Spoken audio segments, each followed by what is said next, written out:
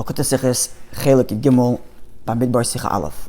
Al pasuk and the pasuk in our parsha, Ishal Diglo v'Oisis Leveis Avoisam.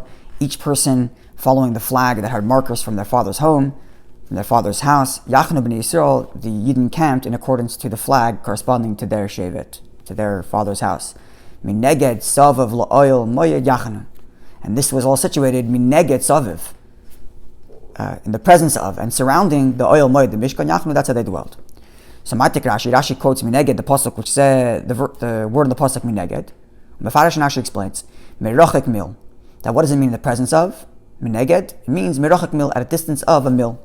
How does Rashi get to the conclusion it's a distance of a mil? So it says Rashi, remember Yeshua, as it says it with respect to you by Yeshua, where there it's talking about the Yidden that are about to go into cross the Yarden, and they're waiting for the signal, and they're told when they see the Aron move, then you will follow after it, but make sure to remain make sure that there's space between you and the Aron, at least, or around Alpayim Amad, like it says over here. But even though you're going to be following the Aron, there should be space between you and it, Alpayim Amad, around the Alpayim Amad. For what purpose? They can go there and daven on Shabbos. And indeed, Rashi there in Sefer Yeshua, right, in footnote 2, there tells us to see the Rashi there. And Rashi there says, because they knew that when they came to Yericho, to attack Yericho, it's going to be on Shabbos, and they're going to need to go to the Aron to daven, so therefore the distance has to be within the Tchum. So it's got to be Alpayim Amma, around 2,000 Amma. So it's far, but not too far. So at the border of how far away they can go. And therefore says Rashi, the same thing is true over here, that Mineged means Merachak Mil, at a distance of a mil. That is, at the edge of 2,000 Amos, that they can come to the Mishkan on Shabbos. And then Rashi concludes, Moshe Aaron and his children and then the rest of the Leviim dwelled, or they settled near the Oyel Moel, near the Mishkan. Footnote 3, B'kamat Tfusim, in number of prints, it says V'Moshe B'Vav. And V'Sefer Zikaron, in a book called Sefer Zikaron, that he points out that that's the way it's supposed to be.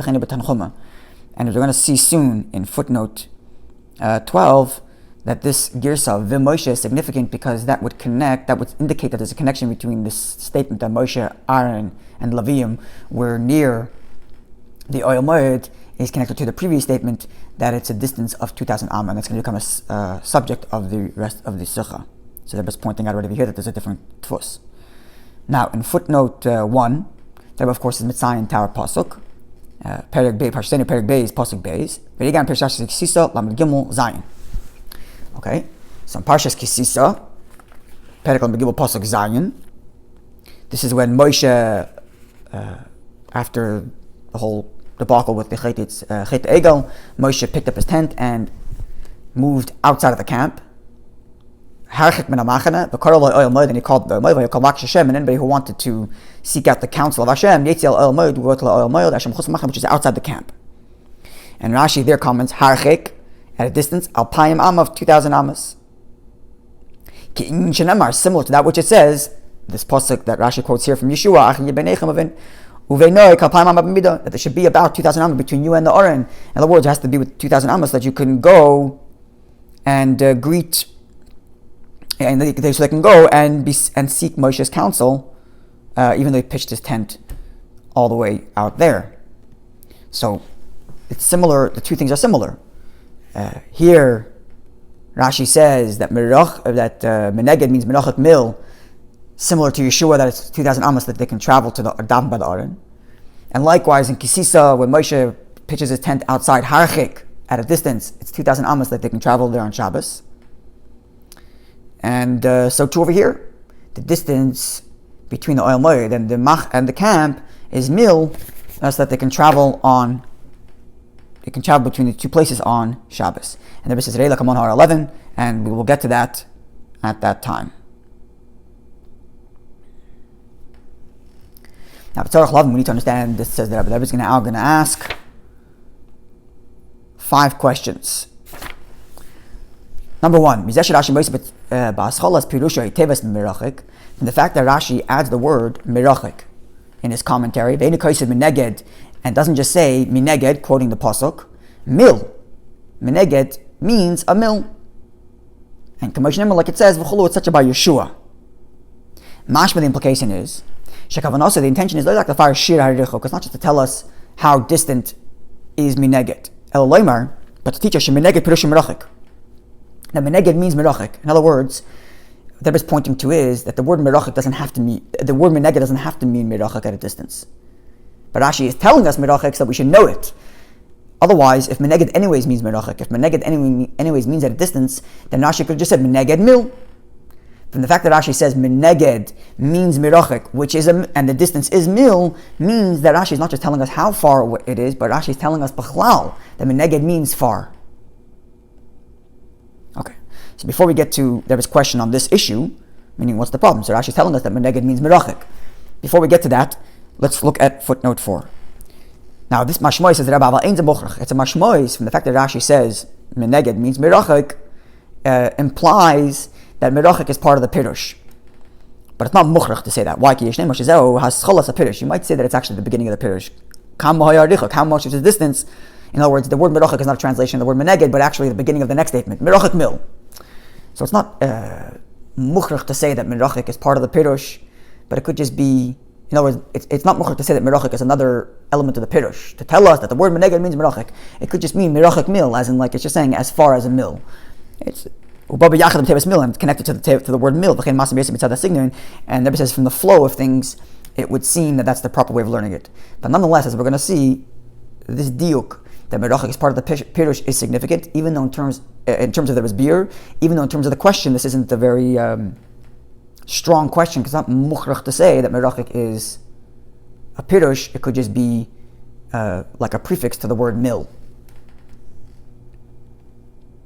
Okay, but let's get to the question itself. What's the problem with saying that Rashi is touching the word Meneged to mean Merachik? Ve'enu moving, says the Rebbe. Back to the Pnim. It's not understood. Al Pasuk v'hayu chayecha tluyum lach Meneged. The Pasuk in Parshas Savoi, which is in the Teichacha, where there the Torah says your life will be tluyum, like hanging in a balance, the dangerous, precarious life. Meneged in front of you. Rashi doesn't say anything. So why doesn't Rashi say anything? But therefore we must say, because the translation of Meneged is obvious. Your life is your precarious life is hanging before you. Or he's relying on the fact that he already told you here that Meneged means Merachik. Now, either way you put it, there's a problem. If so,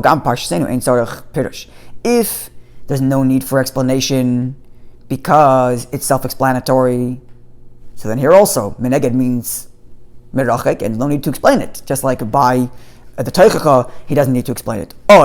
Or conversely, if you're saying that in the Teichacha, he's relying on that which he touched over here, because the Teichacha Kisove comes after our Parsha Bamidbar, then if that's the case, then if Rashi is telling you to rely on an early Pirush, and that's why he doesn't nefarish into Parshas Kisove, because he's hoping to rely on his Pirush in Bamidbar, then in Bamidbar he shouldn't say anything, because he should rely on that which he said in Parshas Vayeda. In Parshas Vayeda, but the Pasuk describes after Avram Avinu sent off Hagar and Yishmael is close to dying, so the Pasuk says that Hagar put Yishmael by a tree, and she went far away. And Rashi touches, and the word used there is Teshiv Vatelech. She went, but Teshiv and she sat Meneged. And Rashi touches Meneged Merachik at a distance. She went to sit far away. She didn't want to watch her son die, starve to death, or die of thirst. So either way, why do I have to touch it at all over here? Either way, there's no reason to touch Meneged as Merachik, either because he's relying on what he told you in Parshas Vayera, or it's so self-understood, and that's why he doesn't tell you in Parshas Kisavai, then he doesn't have to say it over here in Bamidbar either. Now look in footnote 5 star, that if we're going to go with the version that the reason why in Parshas Savai, by the Teichacha, it does not touch the word Meneged, is because it's self-understood. Then the question is going to become why in Vayera he said, which is about to be quoted. In other words, if it's self-understood, if the word meneged means merachik and that's self-understood, then he shouldn't touch it anywhere. Not in Vayera, by Hagar, not in Bamidbar here, when he is explaining the distance between the Machane Yisrael, where the Yidden encamped, and the Mishkan, and not in Parsha Savai, where he doesn't anyway. Now, if he's relying, that's if it's self-explanatory. So the question is on Bamidbar and Vayera, why he gives you a taich if it's self-explanatory.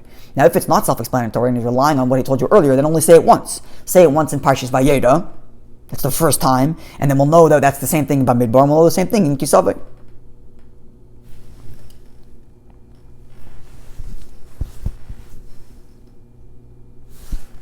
Okay, footnote 7 there says Reila Kamon R32, and there the Rebbe says that in Parshas Kisavai, Mineged actually doesn't mean far, it means closer to you. But we'll get to that when we get there. Okay. Likewise, the same problem we can ask in Rashi, in Parshas HaZinu, where it says, Ki mineged tiras arts, where Hashem tells Moshe Rabbeinu that you're going to see the land, mineged, shagam sham pirish, over there too he says, mineged, merachik, that you will see it at a distance, not close up. Hashem's telling Moshe Rabbeinu, you're only going to see Eretz Yisrael at a distance. And the same question, if it's self-understood, then don't say anything. Like in Kisavai, it doesn't say anything. And if it's not self-understood, and if he's relying on what he told you earlier, then he should rely on the fact that he told you in Vayera that Meneged means Merachik, and you won't need to tell it. He won't need to tell it to you in Bamidbar, and he also won't need to tell it to you again in Hazinu when Hashem says Meneged at distance. So just for getting confused, there are 4 times the Torah says Meneged so far that we quoted. One is in Vayera, when Hagar sits far away from Yishmael. There Rashi teaches Meneged means Merachik. There is number 2, our pasuk Bamidbar, where the encampment is mineged oil savav oil moyed, and there Rashi says over here Rashi says merachik. There is Parshas Kisavoy Teichacha, where it says your life is going to be hanging in front of you. It says mineged, and Rashi doesn't say anything. And then the 4th time in Hazinu, where Hashem tells Moshe Rabbeinu that you're not going to go into Eretz Yisrael, you're only going to see it. Mineged Rashi teaches merachik.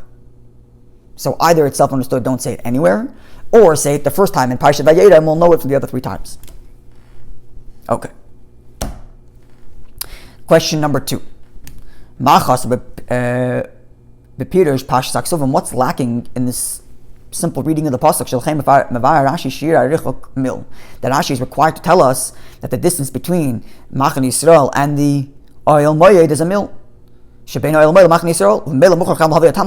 to go on and explain why it's a mil, because they can go there on Shabbos. In other words, who said it has to be mil? Maybe they were closer. Befrat, and especially considering the fact when the Torah says that Hagar sat at a distance in Parshas Vayera, it doesn't say how far it is. It just says she went far. All right, let's get the lashon here. The lashon Parshas Vayera is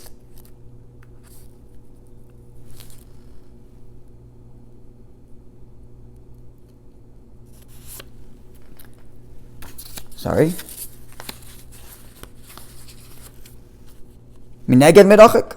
That's it. Doesn't say anything about how far. Even though the Medrash Taka does say that it was a mil, and it's actually the same Medrash.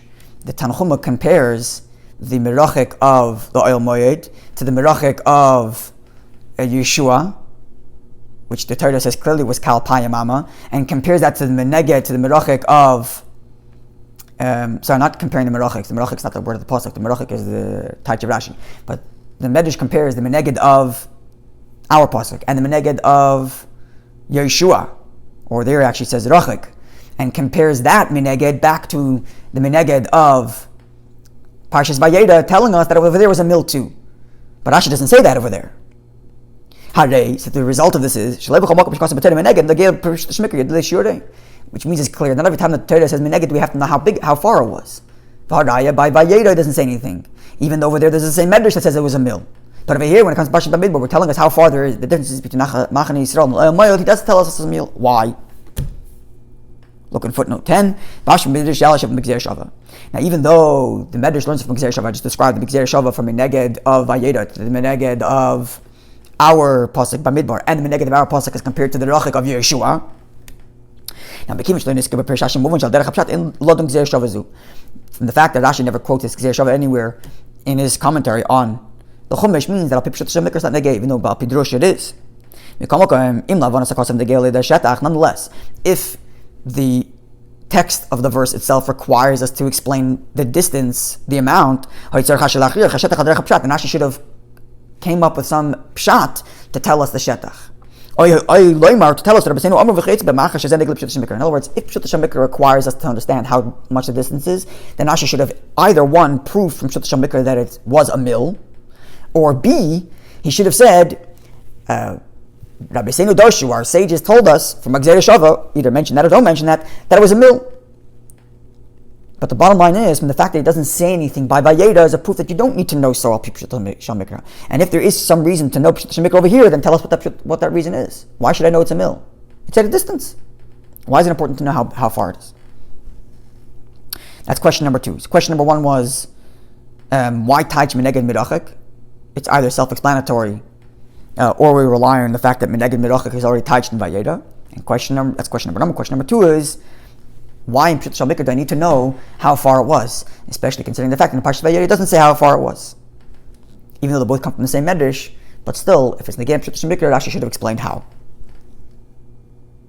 Gimel, question number 3. Man de gel avonas Pirsha Kosav Khan Shemosh va'Aaron ubanav ha'Leviyim m'chayim b'samachlei.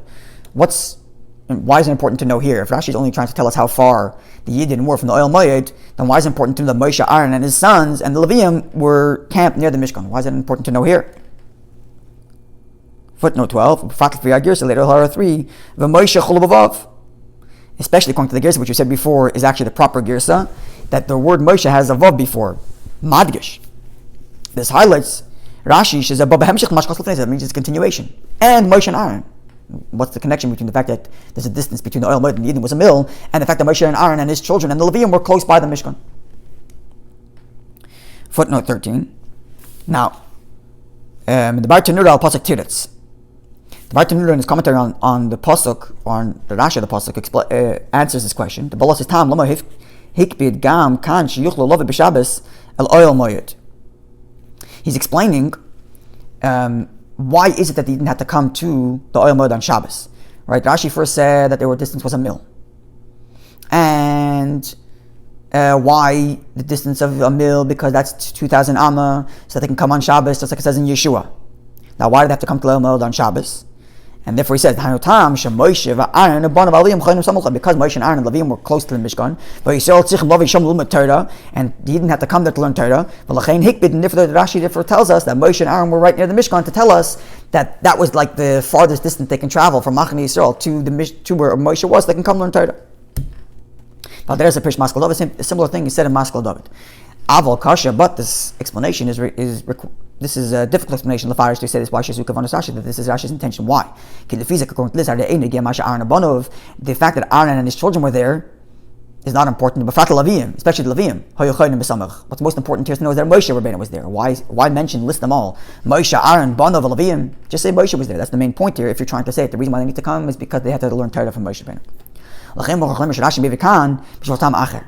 Therefore, we must say that Rashi actually is bringing this in this fashion, breaking it down to Moshe, Aaron, Abanov, Balavim, for some other reason, as we'll see later. And then automatically, by answering that question, which we'll discuss, then we now know why they had to travel, because why they needed to travel for 2,000 on Shabbos so they can learn Torah.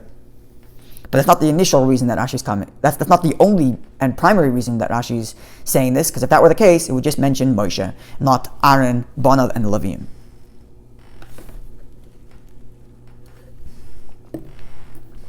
Now in the parentheses, the Rebbe suggests an explanation and then gives 4 refutations. Says the Rebbe like this: L'chorei one might have said, Rashi is coming to explain a contradiction in the psukim that are right here.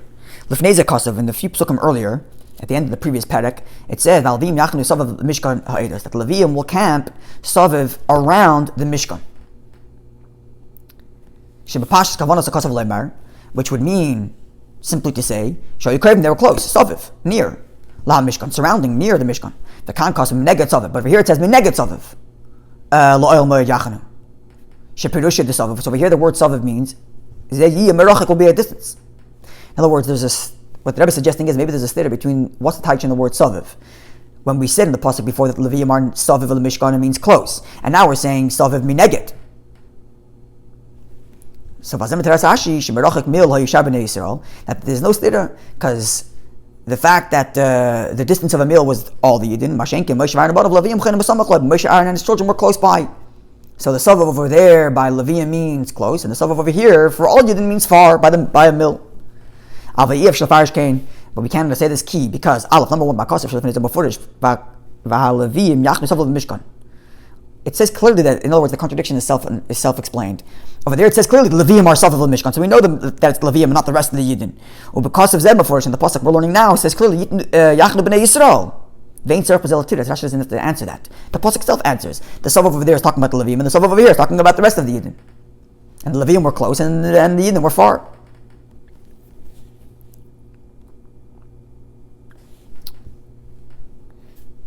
Now, in footnote 15, the Rebbe says, negates another possible explanation in Rashi. In 15, and therefore it's self-understood that Rashi is not coming to answer another question.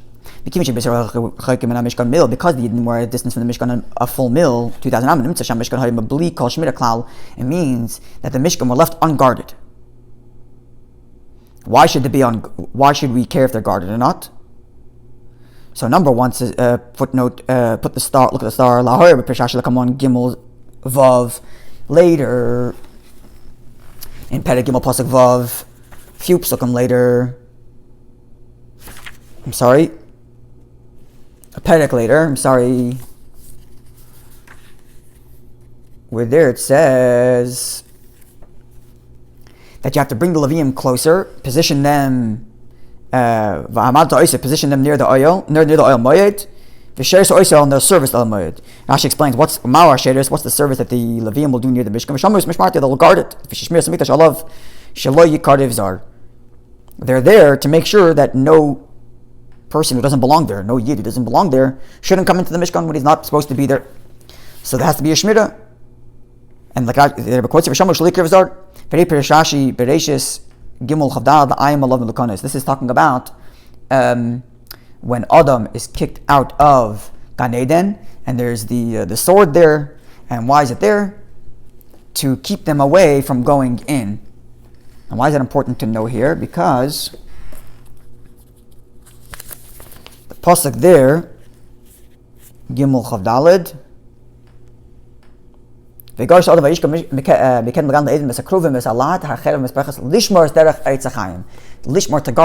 and what's the guarding? To make sure they don't come in. So you see, this idea of guarding means not to come in.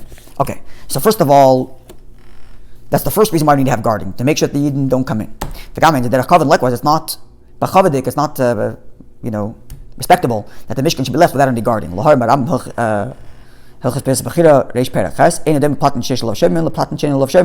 cannot compare a palace that has no guards to a palace that has guards. In other words, even if you're not protecting anything because it doesn't need protection, but it's still b'chavadik that there's guards standing outside. Okay, so two reasons why we need shmira. And therefore, one might have said that Rashi is worried that if we understood the pasuk mirachik, that they're at a distance, that means the Mishkan is left unattended. No one to stop Eden from going in. A. B. It's not b'chavadik for the Mishkan to be left unattended. And therefore the Rashi says that they're close by. But based on what we just said in the Pnim, that can't be the problem of Rashi. The previous pasuk just said that the Levim are going to be Savav Mishkan, are near the Mishkan. So you already know that they're nearby.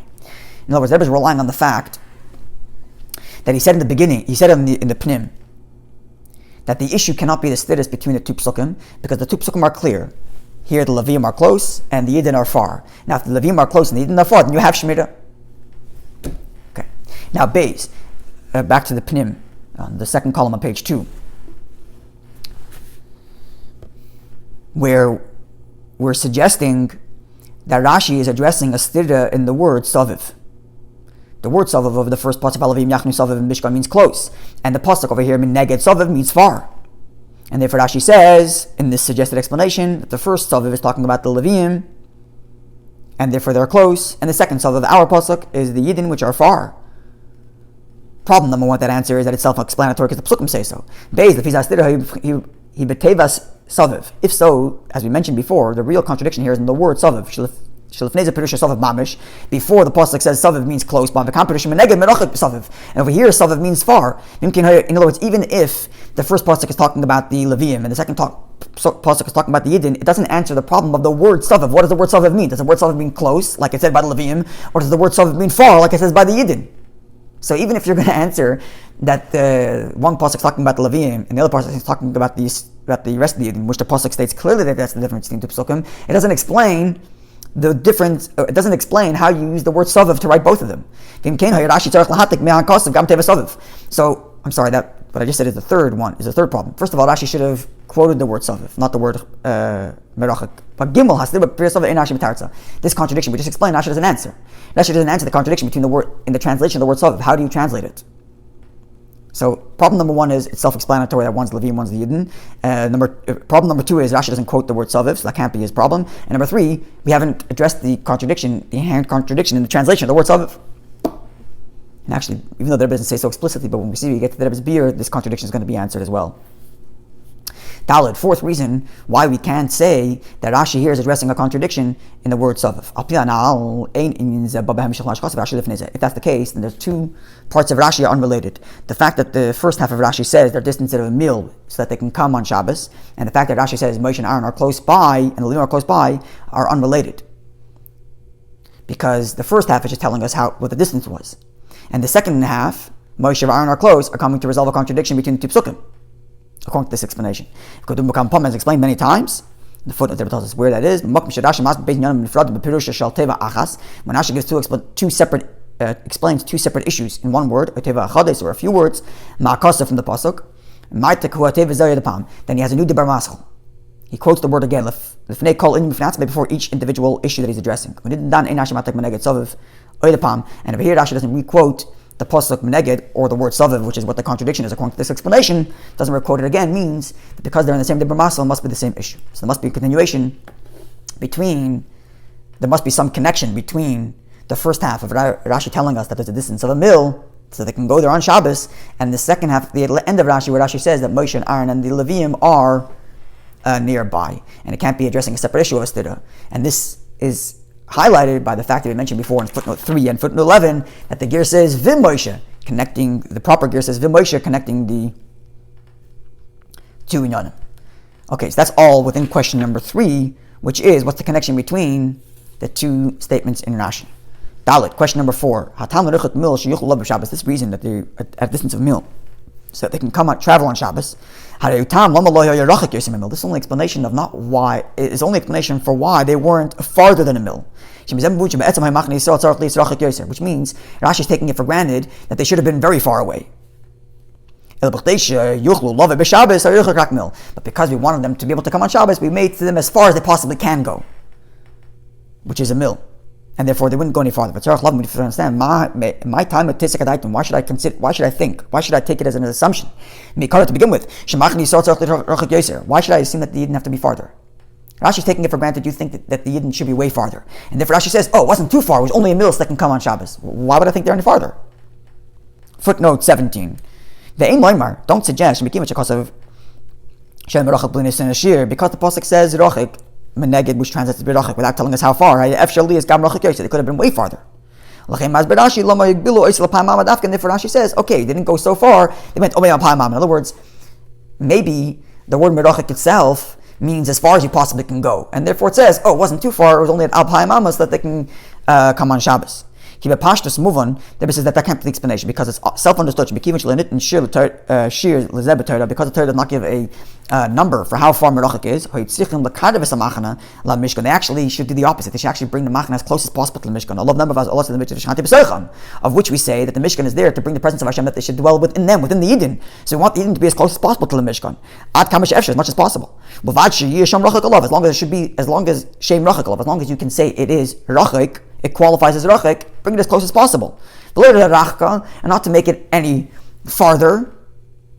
In other words, if we're taking it on face value that the word Mineged means Merachik, it means distance, why should I assume that it means as far as it possibly can go, and if Rashi tell us, oh, it was closer? I should assume the reverse. I should assume it was as close as possible, so long as it still qualifies as Rachik. Why should they be closer? Because the Mishkan is all about Hashem dwelling within the Yidden. And then the Rebbe puts in the footnote, Rashi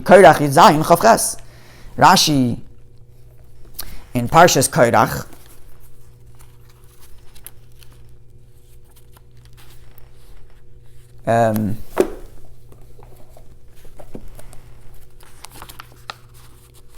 where there, after Hashem proves, or after Hashem demonstrates the validity of Aaron, so the pasuk says, that now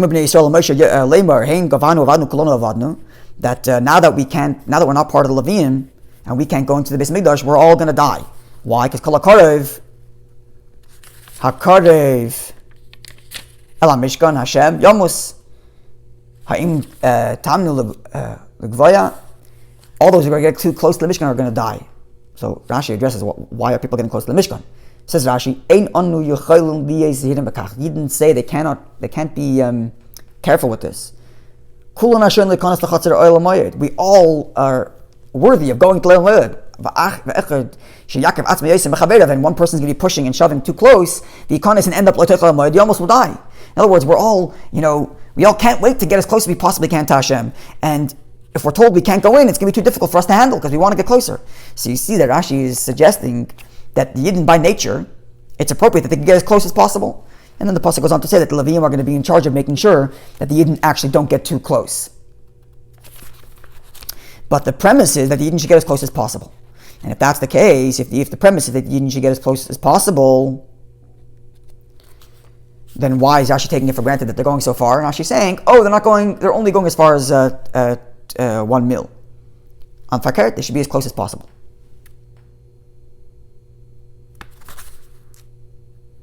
Yeah. Footnote 18. As I mentioned before, they want to be as close as possible. Okay, so that's question number 4 on this Rashi. Question number 5. Why does Rashi enumerate Moshe, Aaron, and his children, and should just say Bekitzer, Leviim, Levi, which implies all the children of Levi, which is Moshe and Aaron and his children and everybody. But Frat, especially especially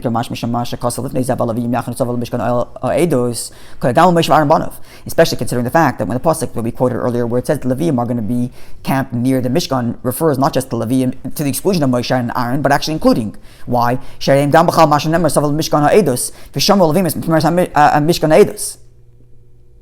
Because they are part of those who are nearby who do the service of Leviim. Aaron are also included in that. How do we know this? The pasuk says much later in the next perek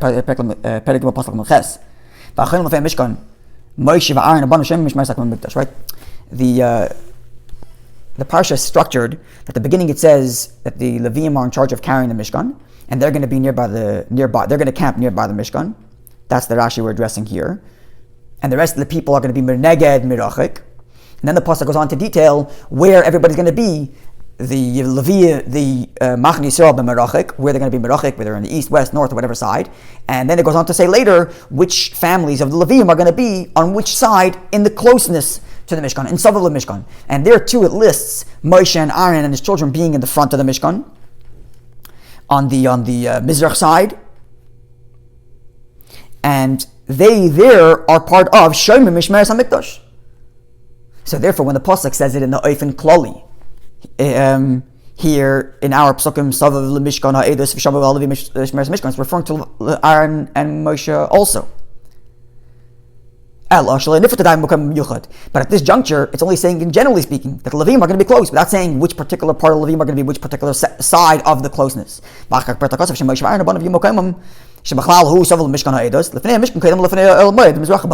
in Perek Gimel, when the pasuk does get into the details of which side they're going to be within the closeness, then it says that Moshe and Aaron are going to be on Mizracha, on the Mizrach side. If so, if it's true that at the current time, before we split up the Levim onto the different sides of the Mishkan, and we're just talking about close versus far, then when we say the word Levim, it includes Moshe and Aaron as well. And therefore Rashi could have also just said Levim, which would mean also, which would be continuation to the pasuk before, which says the Levim are close, which includes, and would incorporate as well, Moshe and Aaron's children, why does Rashi enumerate them? Okay. Habir b'chol zed, explanation of all of this. The explanation is beautiful. We're going to see the diuk nifla, and the way that Rebbe learns a Rashi, the way that Rebbe learns a Chumash, and even the way Rebbe learns halacha, pashit, diuk nifla. No little small details unturned. Habir b'chol zed, explanation. Moving b'kama kam psukim b'Torah. It's self-understood from many psukim in Torah. And Rebbe puts a list in footnote 20. Shapirish tevis neged. What's the word neged mean? Hu noichach, means in the presence of. Lifnei in front, lifnei in front of, case, but something like that. Noichach, and I think the proper English translation would be in the presence of, in the presence. So this is self-understood.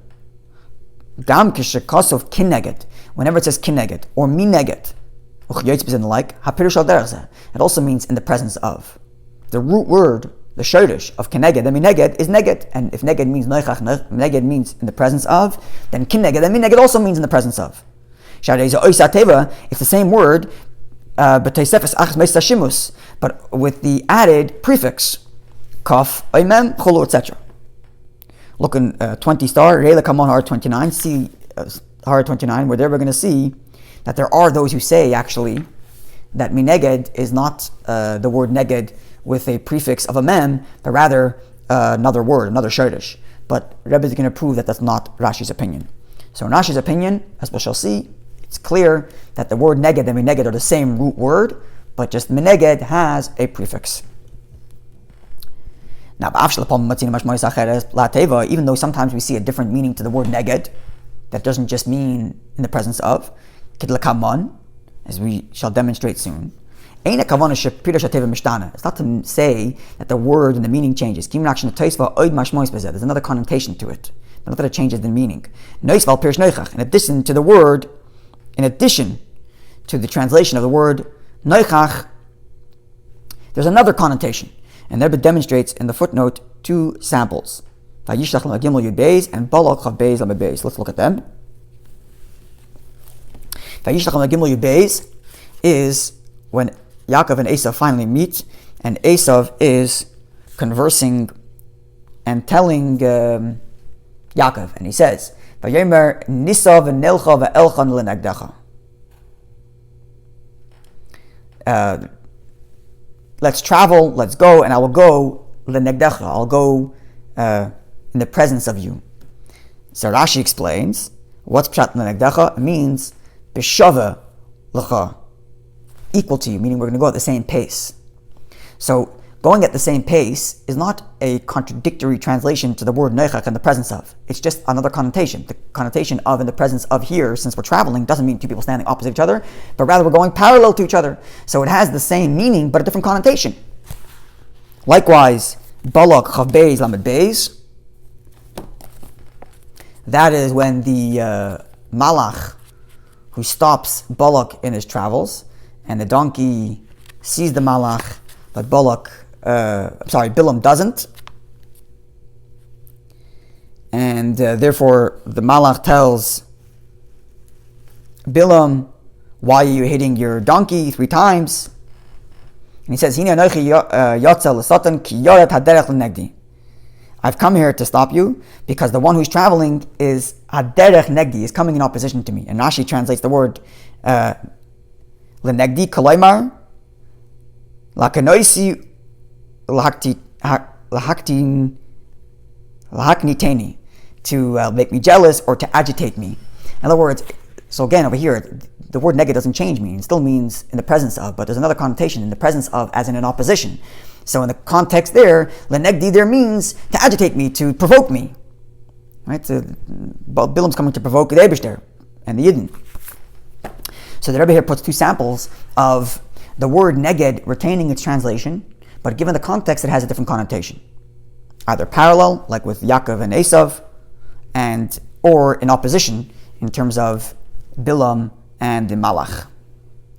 And therefore Rashi says, the Rebbe continues, this connotation, there's an added connotation in accord with the context of that pasuk. Hainu, it means to say that the word noichach, the word present, the word neged here, or in the presence of, has a certain uniqueness into it. It's a unique kind of in the presence of, parallel or an opposition, but it's all still in the presence. Another way of putting it is, being in the presence of somebody is a generalistic term. You can be at a distance. I'm keeping my distance in that person's presence. Saviv, near, or mitzad, or on the side. Mitzad on one side, in other words, being in the presence of something is a relative term. I'm in the presence of that how? At a distance, in opposition, in closeness. Because it's just a generalistic relative term. And then each pasuk will give it a different context and different connotation. And therefore, in each time, the context of the pasuk will give it its proper connotation and a proper context to add what type of presence is this, what type of neged is this.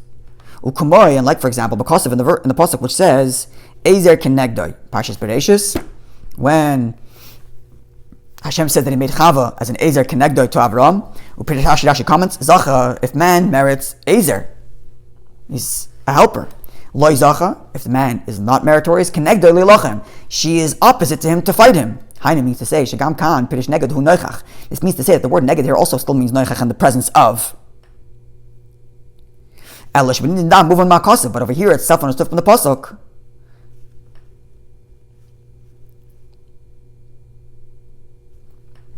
Ubefrat, idea Yisofas ois kaf, especially adding the letter kaf. Kinegdoi shenoichach zeh ba'ofen shel ilochem. That the word noichach, the word the presence of, means to fight. I'm standing in the presence of this person to fight, to oppose. That's what the context does. How so? How does the context prove that the word Ezer Kenegdoi means in opposition? Says Rebbe in footnote 24, Dim Leikin. Because if not, if Kenegdoi doesn't mean in opposition to fight, Kenegdoi lamali, why should it say Kenegdoi? Just say Ezer, helper. Why Kenegdoi? It's redundant if they both mean the same thing. If Kenegdoi doesn't mean to fight, it just means in the presence of, which would mean in a cordial way, then it's the same thing as Ezer. And therefore, this is from the Goraria, therefore Rashi says that Kenegdoi here, given the context, means to fight. But it still retains its original translation of Noichach, presence of. Cain, likewise. Masha Kosov Neged Dahar, that which the pasuk says Neged Dahar, and the footnote says Yisro Yutes Chaf. But it actually should say Yisro Yutes Beis. It's a typo. Right? This is the famous pasuk by Yichan Shom Yisrael Neged Dahar, that the Yidden camped there opposite the mountain. So what does Rashi say? Rashi says,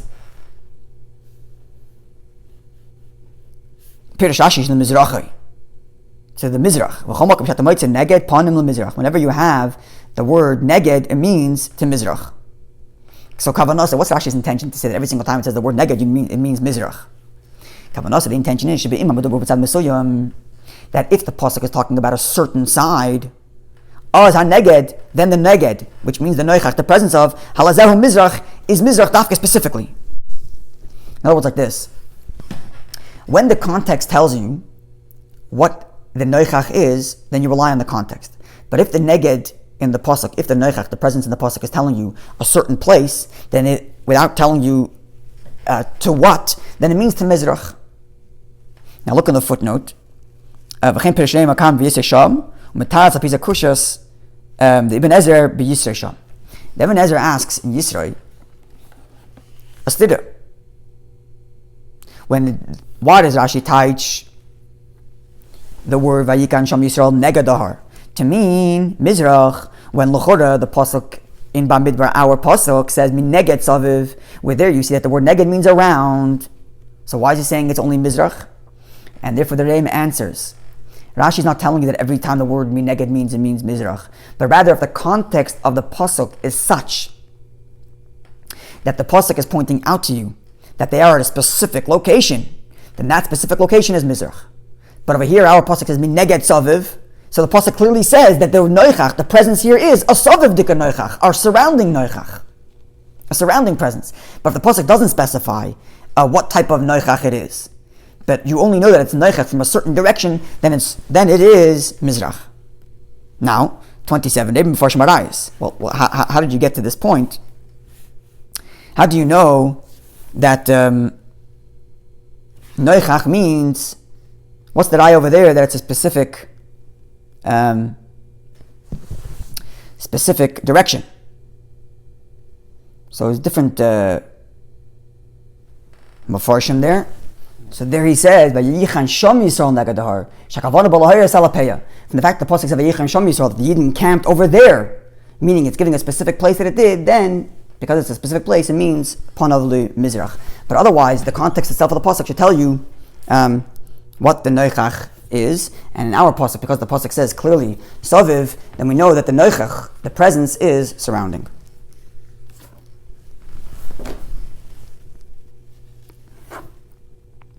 Okay, now if that's true of the word neged, that the word neged means noichach in the presence of, and it's only a question of the context to tell you what type of neged it is, then, and we established before that the word neged is the same root word as neged, it's only with the prefix of mem, so shepirush milifnei. Therefore the pirush is in the presence of. The mem of milifnei is a mem of mineged. Like the Rebbe says in footnote 28, but sometimes the context itself tells you that the merachik, the milifnei, the in the presence of, over here, is at a distance. Then the meaning will be in addition to the fact that it still retains the original general translation of noichach, presence, but it includes also gam merachik as well, a distance. Let's finish the paragraph and then we'll go to footnote 29. Hagar, like by Hagar, okay, the pasuk over there says twice mirachik. The pasuk over there says that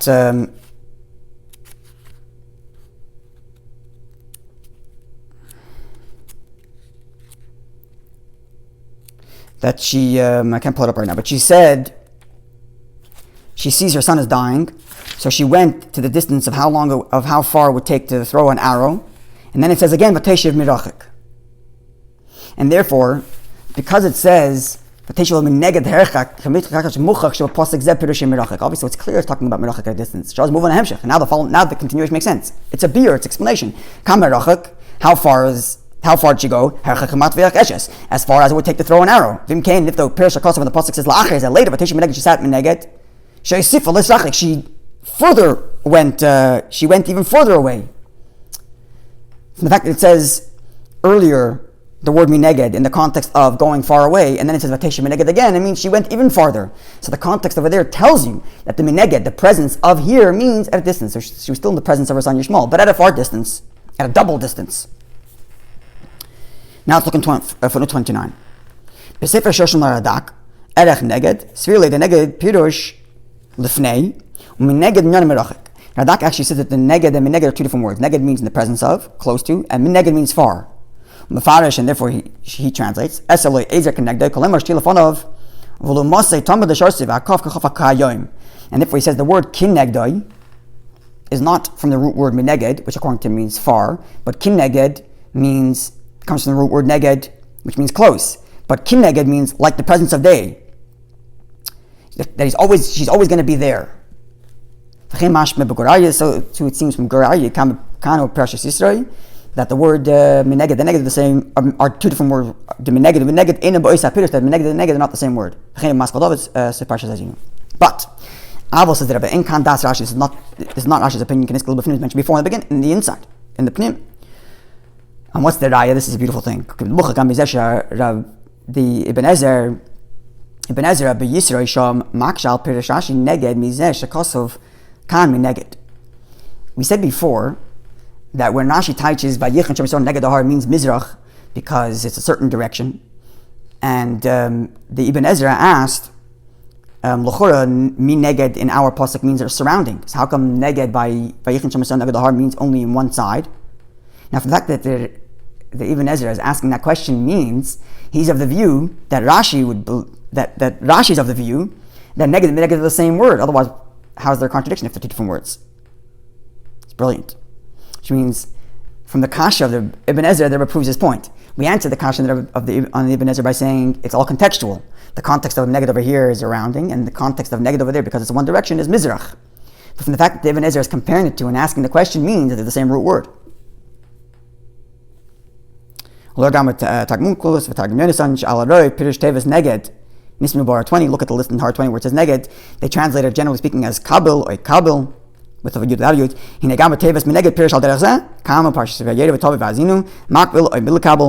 So in other words, it's the same root word, just adding a men. And this is also clear from what Dr. writes in the Geras HaTshuva, as we shall see in Ha'ara 33. And now, having said all that the word neged and the word mi neged are the same root word, but they give it a different depending on the context of different connotation. So the same thing is true in our case. Pirish tevas mi neged hu lifnei. The word mi neged means in the presence of, like it doesn't mean everywhere. When it says that the Yidden can't be neged. Omnam be'imnis barish, but from Klali, if we're going to leave it to the generalistic translation that there's just in the presence of Ayatezu Miteres, it seems to be superfluous. Ki teikuf miyad omer savav lo yachanu. The word savav already means near. So you remember before the Rebbe suggested that the word saviv means close, and the word meneged means merachik far, and therefore Rashi has to resolve the contradiction that saviv is talking about the Leviim, and merachik is talking about the rest of the Yidden.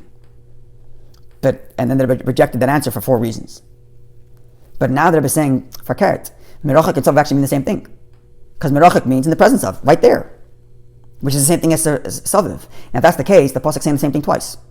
Hainu lifnei el mayid. Because saviv also means in the presence of the el mayid.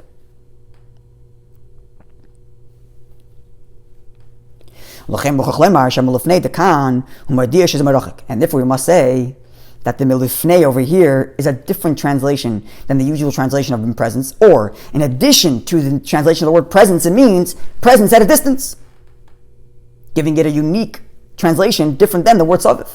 Otherwise it's redundant. Now based on this understanding, now we understand why Rashi over here has to explain the word merachik has to translate the word meneged to mean merachik. Even though by Hagar I already told you that meneged means merachik, because merachik is not a translation of the word, but rather should be makim shu muchach makas meneged. In other words, meneged doesn't always mean merachik. Meneged can mean close, but only when the pasuk compels you to say merachik, then you say it's merachik. And zeh prat noisiv zeh, to add this detail that the meneged, the presence of over here, means at a distance. And therefore, any time that the pasuk retains its only simple translation of noichach and the presence of, Rashi doesn't say anything. Like in Parshas Kisavoy, as we see in the footnote, over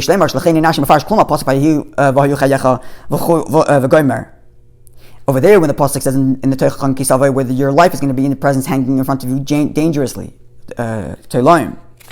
What's the pasuk? Your life is going to be hanging for you in a balance, like this precarious, dangerous life. Because over there you could say, in front of you, but closely. Your life is hanging in front of you, on a doubt, like you're precarious, it's dangerous. His life is hanging in front of him in a doubt. So dafka over there, the pasuk could mean from close, and therefore Rashi does not have to say anything because it's just keeping its simple translation of noichach in the presence of. But whenever the context of the pasuk compels you to change the translation of meneged to not simply mean noichach in the presence of close, but rather at a distance, then Rashi has to say it. So therefore he said it by Hagar, because the pasuk over there, the context is that she went first at a distance of throwing an arrow, and then she went even farther. So therefore, we know that the word meneged means merachik even further because of the context. And likewise over here, because the pasuk says sava, which means close, and therefore the word meneged cannot just simply mean close because that would be redundant. Therefore, the context over here must be that the word meneged, which means in the presence of, must be in the presence at a distance. Now, the same thing is true of the final meneged. which is the Meneged in Parshas Ajinu, where Hashem says that Moshe is going to see Eretz Yisrael Meneged, and Ash touches Mirachak from far. And likewise, Rashi is compelled to explain the word Meneged to mean Mirachak. In Parshas Ajinu, where Hashem tells Moshe Rabbeinu that you're going to see the land Meneged, because the context of the pasuk is clear, Muchach, it's clear. That the intention of Meneged is not Lefnei Stam, just to be in the presence of. Because that does not jive with the end of the pasuk where it says there you will not arrive. Because it would sound strange. You're going to be very close, but you're not going to arrive. It sounds much. The context flows much better if you say you're going to stand at a distance, but you're not going to get there. Therefore, he says, and therefore, because the pasuk compels you to say so, therefore Rashi has to tell you so. The intention of the pasuk is at a distance. Now the intention of the pasuk flows very well. You'll see the land at a distance, but from there, close, you won't arrive. Okay, so at this juncture, we explained the 4 minegeds in the Torah, why 3 of the times Rashi does explain it, and 1 of the times Rashi does not.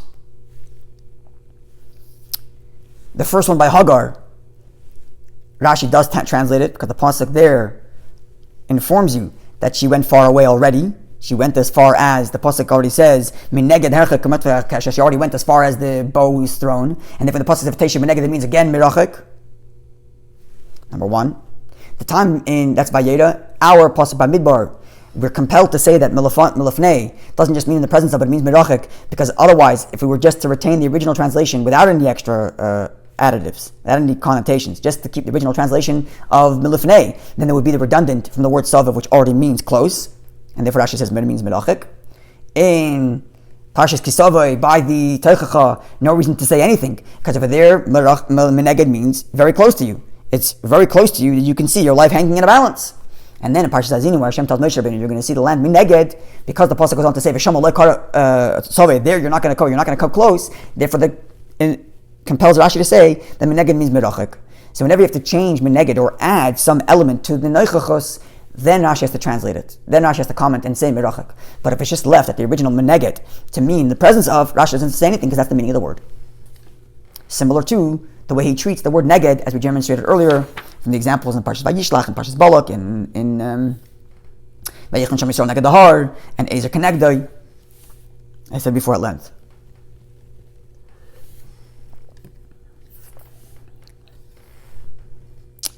Now, Torah 33. Al Pi Kol Anal, based on all the above, Sarah Kushya, the question is removed. Hovu Bebeis Rebbe al Amud Pei Aleph.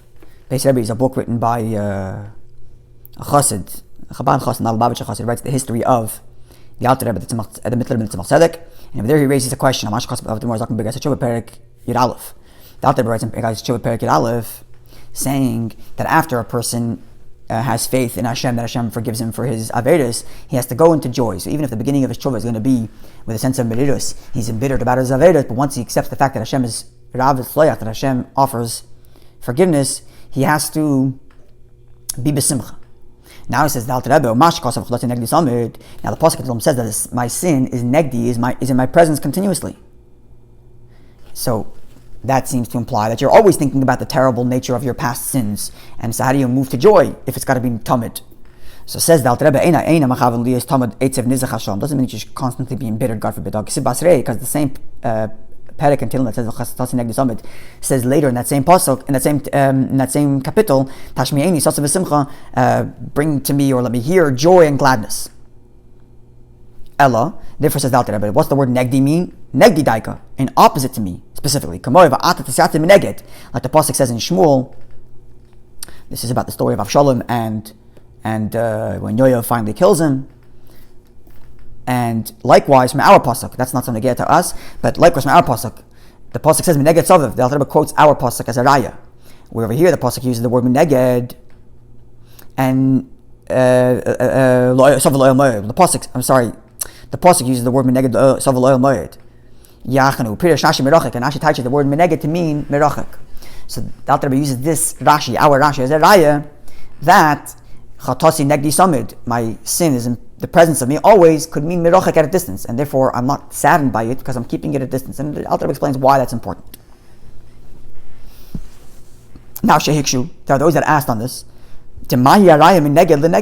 How could you prove from the word mineged to the word neged? The pasuk in Shmuel says at tisyasev mineged. Our pasuk over here says mineged shav lo yamayit, and the pasuk v'chatasi is negdi summit. Mineged is mirachik, but according to the Sefer Shloshim Radak, which we quoted in footnote 22, the word mineged means far, and v'neged, who called it neged means close. Now, if neged means close, then when the pasuk says chatasi negdi summit, according to the Radak, when the pasuk says chatasi negdi summit, my sin is my presence always, and neged means close always, then that means that you have to have your sin very close to you all the time, according to that explanation. And therefore, that's not the Rebbe. How could you bring a raya from our pasuk mineged to the word neged?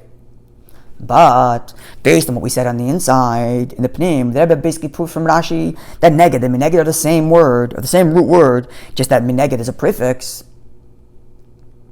And therefore, both the word neged and the word mineged means noichach, presence, but based on the context, it could either be close or far, or in opposition, or parallel, or some other context, but all under the same broad umbrella of the word noichach, presence. Now we understand how the Alter Rebbe can bring a raya from one to the other. Let's see it in detail. Because as mentioned before, mineged pirish noichach. The word mineged means in the presence of. Ve'efshal is bekirov. It could be close, as it is in the previous footnote in the Teichacha, or it could be at a distance, as it is in the other three psukim, in Vayera, in Bamidbar, and in Hazinu. Pirish neged. The same thing is true with the word neged, because neged and mineged are the same one, without the neged without the prefix. Lepam pirish karov. Sometimes it's close, beneged har. Lepam merachik, and sometimes it's at a distance. Now, and therefore, therefore, the Alter Rebbe's intention in Nigas Tshuva is neged pirish merachik. The Alter Rebbe is not telling us that every single time it says neged it means far. Kim nakshe neged efshel lefarish rachik, but that neged could mean mirachik. Where does he bring it out? Just like mineged sometimes means close and sometimes means far. So too neged could also mean rachik, because mineged and neged are the same word. That is the same word. Remember, you were just adding a mem as a prefix. Different when the pasuk says is it can mean far from me.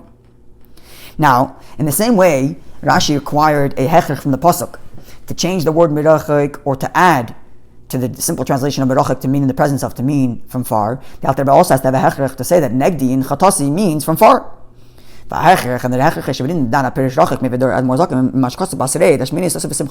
Alter Rebbe quotes later in that same Perek Tilim where it talks about joy. Therefore, it's compelled to say that the sin has to be far. And the fact that the very same kapitel says I'm joyous means that this kapitel cannot be talking about sin in front of my eyes the whole time, because otherwise I'd be depressed. After proving that the context compels us to say that negdi in the pasuk negdi summit does not mean close, it means far from me. Maybe raya, he brings it that the word neged could also mean at a distance when you have a reason to be compelled so. And therefore brings it raya from our pasuk. We're talking the word neged could mean close, but because there's a reason and we're compelled to say it's far, we know it's far. So likewise, when we're compelled to say the word neged is far, like we are in the pasuk chatasi negdi summit, because the pasuk later says joy, therefore we say it means far. Now, and therefore now we understand why the Alter Rebbe said upirish Rashi in Rachik. The Alter Rebbe cites specifically Rashi's translation of meneged to mean merachik. Why? But Ibn Ezra in the Ibn Ezra, Mefarish al that says similar to Rashi, also says mineged means merachik. Elashu pirish mineged rachik. He says mineged rachik far, not mi rachik. Below mem, without a mem. Well, if he's einayim mineged leneged, and therefore you can't compare mineged to lenegdi. In other words, mashen k'nashim mefarish merachik b'mem shemem hazeh hu mem shemeneged muvan sheneged pirish rachik. No, it's according to Ibn Ezra, the word mineged in our pasuk actually means neged, but the mem is a prefix. But generally speak, and therefore the word neged means. Could mean, and the word neged means rachik, but it's still possible, according to the Ibn Ezra, that the word merachik is a separate word usually. But according to Rashi, and this is all because he doesn't have the letter mem before the word rachik, telling you that he's only translating the inside of the word, the shordish of the word mineged, and the word of mineged, which is neged. But where Rashi says mineged mirachik, he's telling you I'm translating the entire thing exactly. Mineged is mirachik. The mem of mineged becomes the mem of mirachik, saying that they're really the same thing. And thus, dafka, according to Rashi, you can come to the conclusion that mineged and mirachik are really the same word. I think this is the right shot in the Ibn Ezra. Could be wrong about that.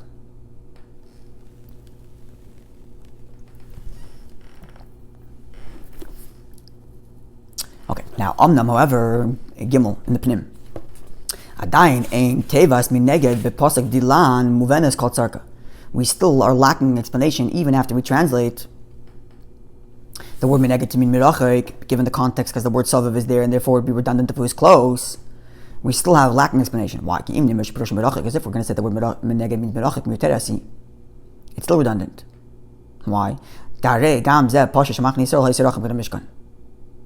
Obviously, the Yidden were far away from the Mishkan. Why? We already know that the Levim are around the Mishkan. That we said, that the Pasuk said earlier. So it can't be that the Yidden are too close because there's already a separation between the Oil Moed, the Levim, and then the Yidden. So we already know that there are some distance. So it's still redundant. Saviv, if you say it's close, then it's redundant because the word Saviv means close. And if you say it's far, it's redundant because we already know that there's space between them and the Mishkan because the Levim are in between. Therefore, we must say, and therefore, when the pasuk says rachik, it doesn't just mean that you should do the minimum rachik, but actually you should do the maximum rachik, and that way is a chiddush. If rachik just meant the minimum rachik, okay, so then you have the Mishkan, the Levim, and mirachik, the Yidden at a distance. And then they would be redundant because the Levim are already making the separation. But from the fact that we have an additional merachik, not just as far as the separation that the Levim give you, but actually as far as you possibly can go. Farther than you would have been otherwise. Because the Levim that are in between you. Now why? Why should they go as far as possible? And the reason is understood, self-understood. Because the Pasuk says earlier that the Levim should be careful to make sure that you don't go into the Mishkan because otherwise it's going to bring Hashem's wrath. Says,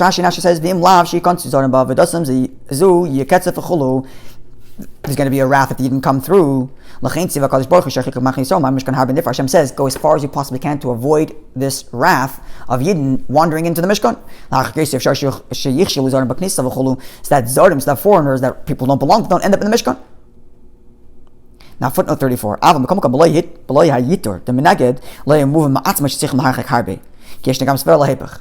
We mentioned before that the Pashtus didn't want to get as close as possible to the Mishkan because they want to be as close as possible to Hashem. So you have one svara to say come as close as possible. You have another, which is because you didn't want to be close to the Mishkan. You have another svara to say go as far as possible. The far as possible is because we don't want anybody to accidentally wander off and cause ketzef, cause Hashem's wrath. And because the pasuk says mirachik, go mineged, which cannot mean close because Savav already means close. And it cannot just mean a little bit far because that we already have from the fact that the Levim are there. It must mean as far as possible. So now we see that the pasuk is siding with which svara? It's siding with the svara that you should go as far as possible. And therefore, back into the Pnim, and therefore Rashi says that the distance was a mil. Because now we've covered both ends, the two ends of the spectrum here. Aleph, on the one hand, from the fact that the pasuk, by saying that we're at a mil, we know that when the pasuk says go to distance, meneged, which means merachik, it means more than just the distance caused by the fact that the Levim are there. Why is that? Because the Levim were only on three sides, every side but Mizrach. And also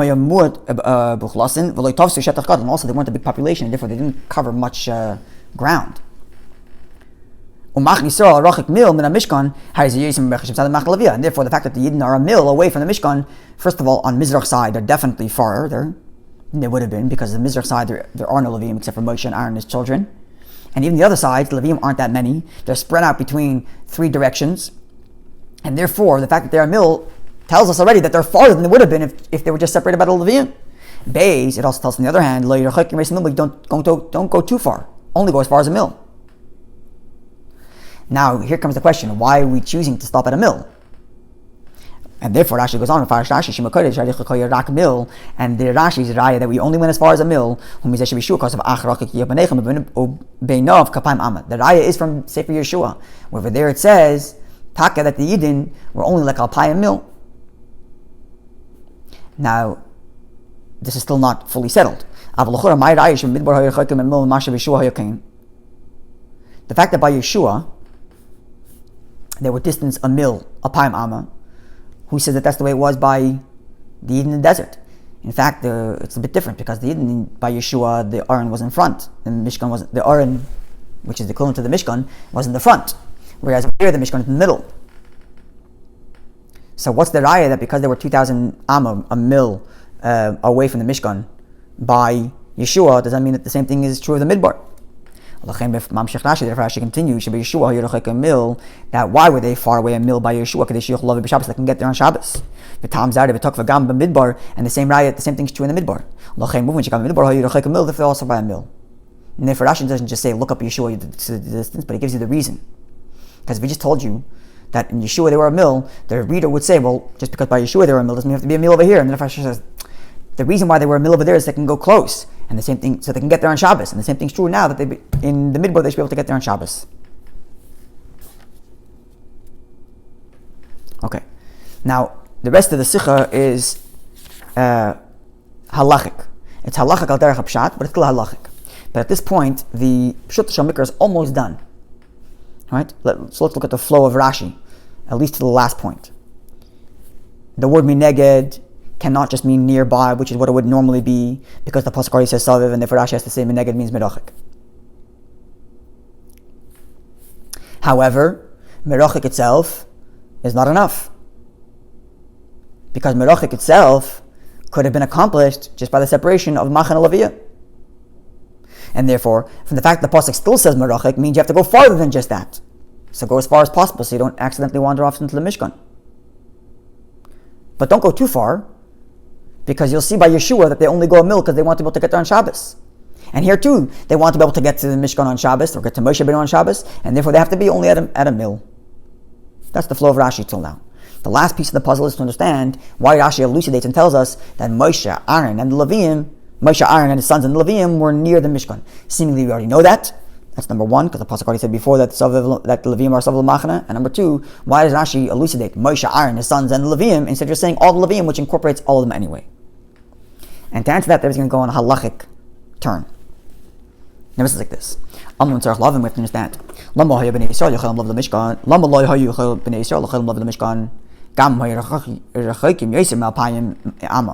Why were the Eden not allowed to go to the Mishkan even if it was more than 2,000 amas away? Machni Yisrael completely enveloped the Mishkan from all four sides. As the Parsha actually goes on to say in detail, then all of it should be considered one big city. And that's Taka. I mean, it was a moving city. It was one city. There's no Isser Tchum in one city. The Rebbe says, Hey Beis. There could be two things that Rebbe is referring to, or maybe more. One is a Rashi that that the Rebbe is going to cite in a later footnote. But L'chora, the Rebbe is referring to the Gemara here, which says that if you have a city that's shaped like a bow, that's shaped like a semicircle, and the distance between the center of the empty space around that semicircle, even though it's farther than 2,000 amas from the top of the bow, from the top of the semicircle, you can still walk there.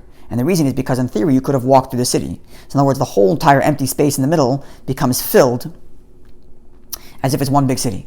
So likewise here, certainly you have all four sides of the Machane Yisrael. So even if it's more than 2,000 amma, who cares? It's all one big city. You can walk through anyway. Right, this is the big question. Can do this soon. And the Rebbe says, "Rei Maskal David in footnote 36 upon the office al pas sheik shal der samay erev in sham ein sham." They ask this question. Okay. And the Rebbe says, "Vabir's explanation is page 6. Far hudgish kam upon. It's been stressed a number of times. The Rashi bepirush al Torah, the Rashi in his commentary on the Torah, and the Farash Aksuvim Nakad Pshat explains the psukim only according to the pshat level. The Einim Evi halachas hanalmada said deremes drush, and does not bring halachas that are derived through drush or remes. Mizah movement is understood the kamchi maybe halach misyemes, and therefore if Rashi does quote a certain halacha in his commentary, it's because in Pshat Shal Mikra that halacha is negeya to understanding the simple text of the psukim. Just moreover, pratei halacha k'fi shema derech pshat. and this is it's quite a remarkable way of understanding things. The details, the specifics of the halachas as they are, and according to the simple reading of the Chumash, does not mean it has to match the way it actually is in practiced halacha. In other words, each part of Torah has its rules of limud. And Drush has a certain set of rules, and Soid, and Remez, and you can't cross between them. You can't take a klal in Drush and bring it as a stira to halacha. And likewise, says the Rebbe, even in Pshat Shal Mikra, which sometimes needs to incorporate halacha for the understanding of the text, still does not have to match the actual halacha as it is practiced. Because there are different rules to limud halacha, and there's different rules to limud Pshat Shal Mikra. Now, therefore, the same thing is true of the Isser of Tchumen. The Isser of Tchumen is in Pshat Shal Mikra. Why? Because Rashi Taka says it. The pasuk says, a person should not leave his place. Says Rashi, Elu alpayim amos shel Tchum Shabbos. This is a reference to the 2,000 amos of Tchum Shabbos. So let's see the footnote. 38. Okay, now Rashi says over there like this. Even though Rashi therefore there says, it's not clear and explicit from the pasuk that when the pasuk says don't leave your place, it means don't leave 2,000 amma. Why? She'ein tchumen ela b'divrei sefer, because tchumen is only b'divrei sefer. Ve'ikri shal mikra al leikdei haman nemar.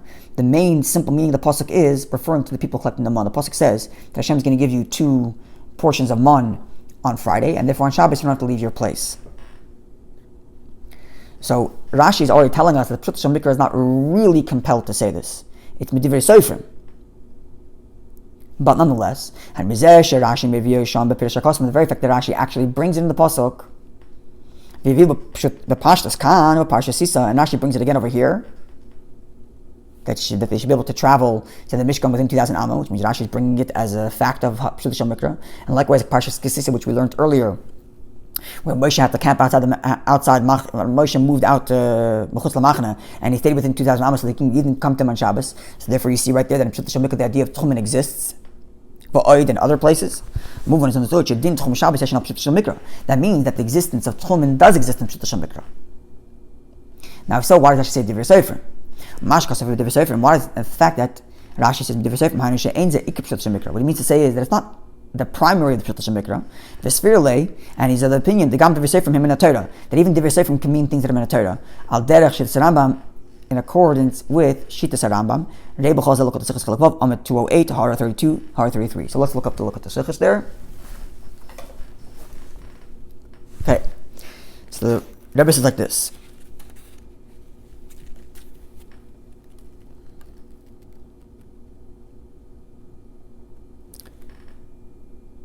So first the Rebbe says that quotes the Rashi in Beshalach, and then the Rebbe says the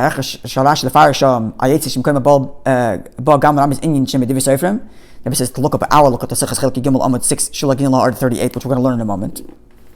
But in Hard 33, the Rebbe says like this: the near limit might say the Rashi Rashi in his commentary to Torah Sfirah of the opinion al derech das Rambam, similar to the Rambam's view. Pirush Mishnah is Kalim, Perik Zayin, Mishnah Beis, and Sifar Mitzvah Sher Beis.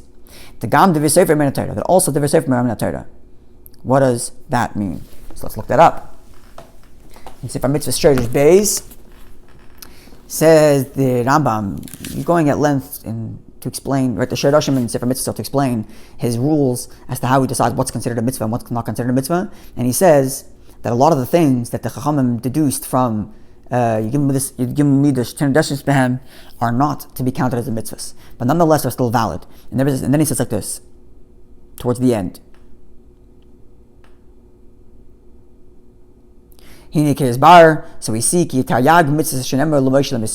the 613 mitzvahs that were told Moshe ben Sinai, we don't count amongst them. We don't count amongst them all the things that are derived from the 13 principles. Even the times of Moshe Rabbeinu, calls man shel yimnu behen. Kol sheken, sorry, even things that were derived in the 13 principles during the time of Moshe Rabbeinu is not part of the 613 mitzvahs. Kol sheken, much more so. Certainly, what later Chachamim derived from the 13 principles certainly is not part of the 613, even if what Moshe Rabbeinu derived from the 613, from the 13 principles are not part of the 613.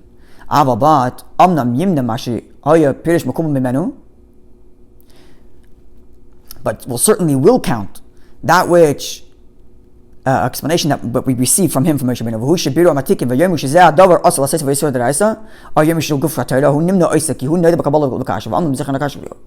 Sorry, I went too far. Before that, this is true, but before that, he says, anything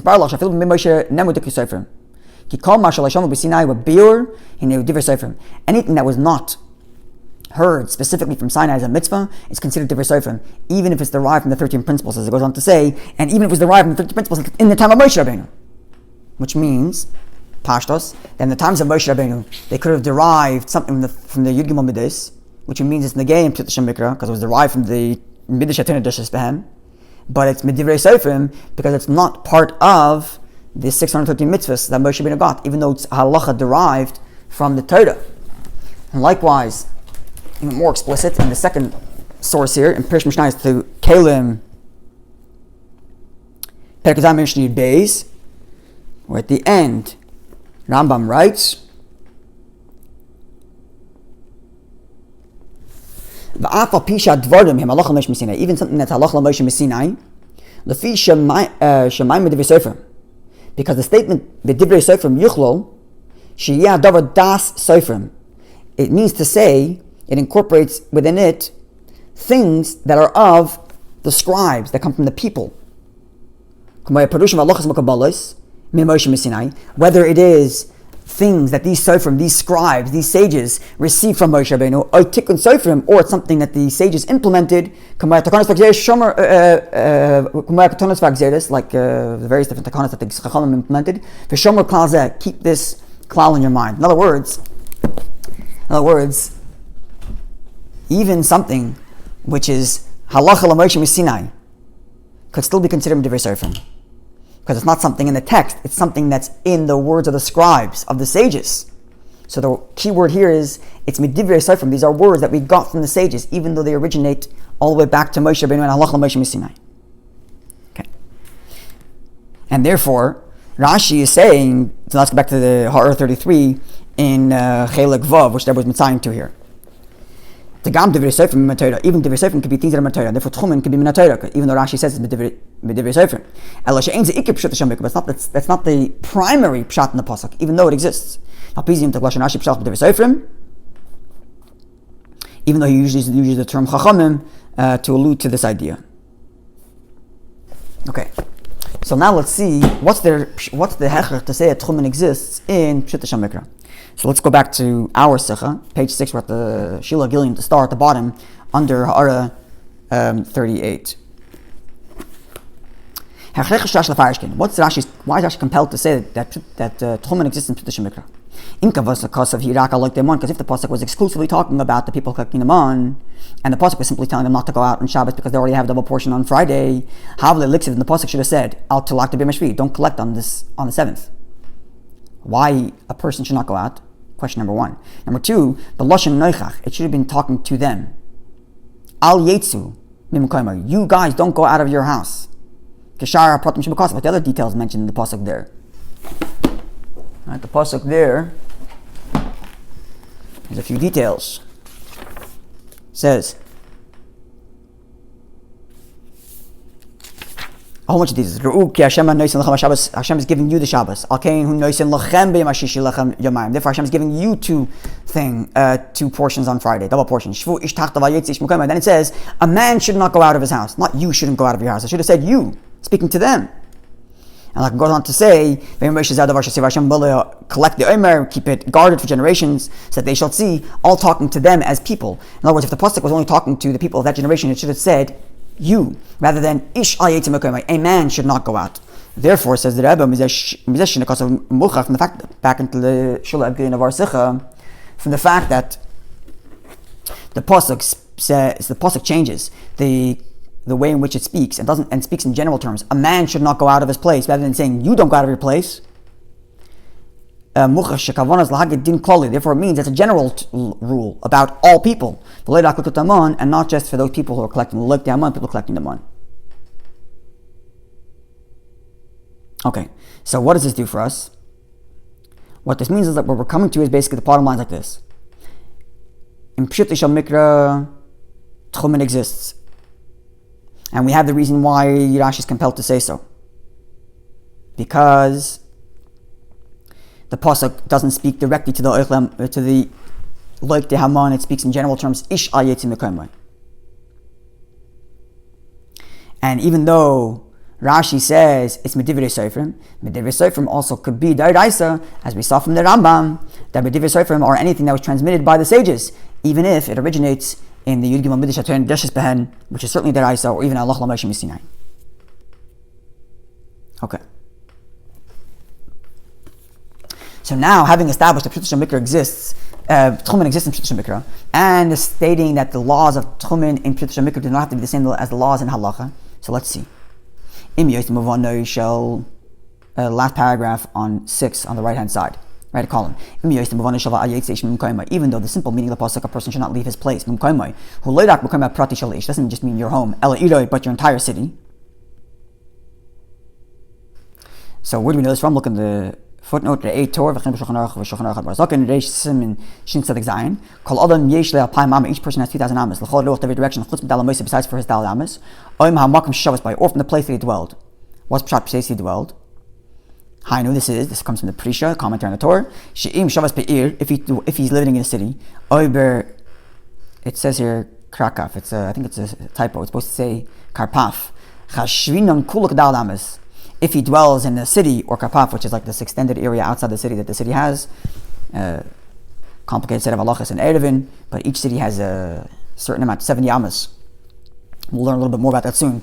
It's called Karpaf. It's like the outskirts of the city that's still part of the city. So if a person dwells there, then the entire area is considered his 4 amas. And therefore he has 20,000 amas going outside of the city. Point being, when the pasuk says don't leave your place, even in Pshut Shel Mikra, doesn't just mean don't leave your home, 2,000 amas, but it means don't leave your dwelling area, the city, for 2,000 amas.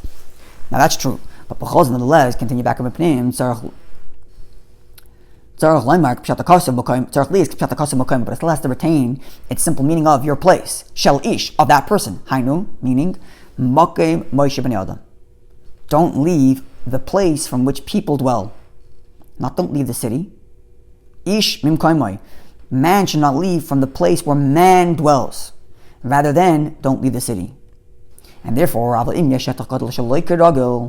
if there is a huge empty area, unusually middle of the city, where no people are living, then on that area will fall, will be chal, the prohibition that a person should leave his place. Travel 2,000 amas. It means like this. That is dividing between, how do you touch the words al yeshe ish mukayma? How do a person shouldn't leave his place?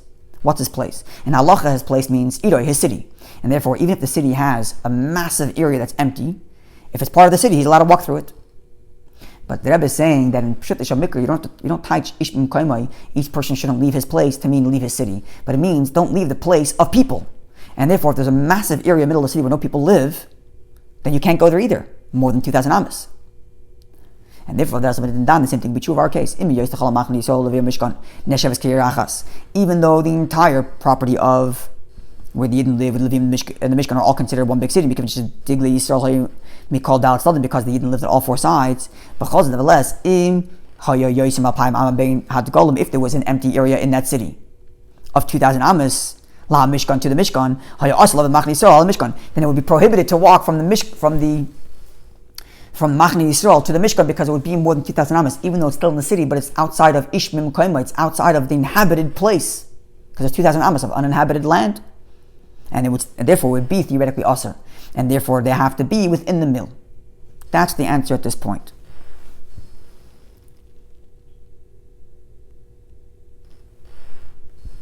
So let's see, Hara 40. This is not the case, the halacha.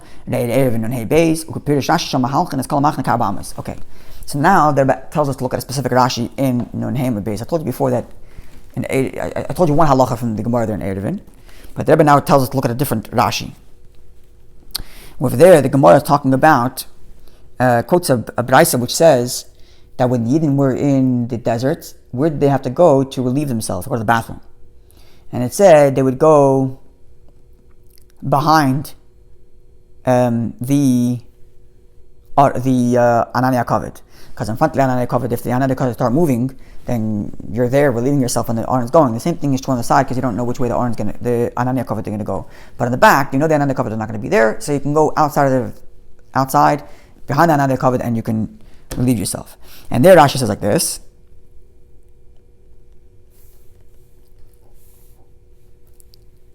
In the Rashi, in the Hamid Beis, they were Maschal El Lacharein. The Yisrael Bamidbar, and the people of the Midbar, Yoshvei Oilam Hayu, they were dwellers they lived in tents, Hayu, She'enun Kvoyim, that wasn't considered permanent, at least at this point in the Gemara. The Gemara goes on to say that it is considered permanent, but at this point the Gemara is not permanent. Nonetheless, Hayu Mahalchin Kol Amas. They were able to walk through the entire encampment as if it was their own personal 4 Amos. So you see, this is the direct quote that the Rebbe is quoting here in footnote 40, that al derech halacha, the entire machna was one big city and you could go anywhere you want. But al pipshut the mikra, we would say that the word that when we say the pasuk says al yetzi ish mukem, a person should leave his place, it means a person should leave a place where people live. And therefore, there's an empty spot of 2,000 amos without people, even though it's still in the middle of the city, you won't be able to walk there. And therefore, if the Yidden's camp was farther than 2,000 amos away from the Mishkan, they would not be able to go to the Mishkan on Shabbos. Hara 41. Now, Pisa Yuvan, based on this, we understand, we might answer a question that might have been asked. Why bring a raya from Yeshua that it was no more than 2,000 amos? This reason that they should be able to travel on Shabbos, that's enough to explain it. In other words, Rashi just said, how do I know it's a mil? How do I know it's 2,000 amos? Because so that they can get there on Shabbos. Why say that it's the same as Yeshua? If the reason is the same for Yeshua in here, then just bring the reason. Beautiful question. But says the Rebbe, the raya from Yeshua is not just to tell us that it was 2,000 amos. That is self-understood from the fact that they should be able to get there on Shabbos.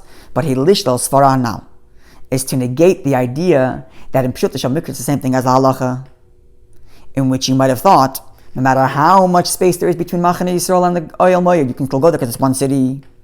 You might have thought that the distance is more than a mil. They can still get there on Shabbos because the encampment was all 4 sides, making it one city. Okay, so what does this mean? Babir.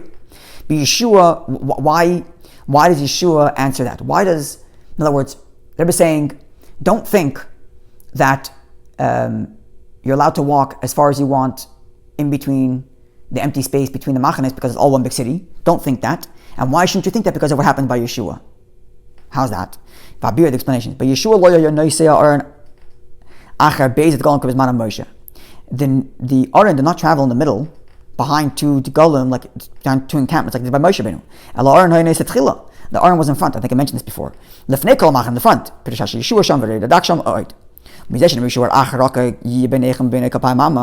fact that the pasuk says, but you should keep a distance of 2,000 amma.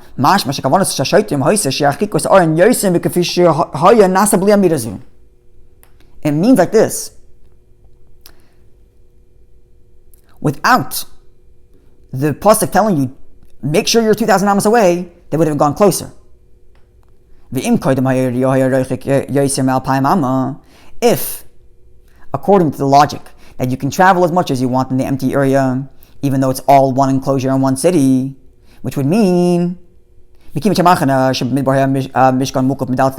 to take this svara, the halachic way, the actual halacha, that because the Mishkan is enveloped on 4 sides, and they would be able to travel there even if it was more than a mil, then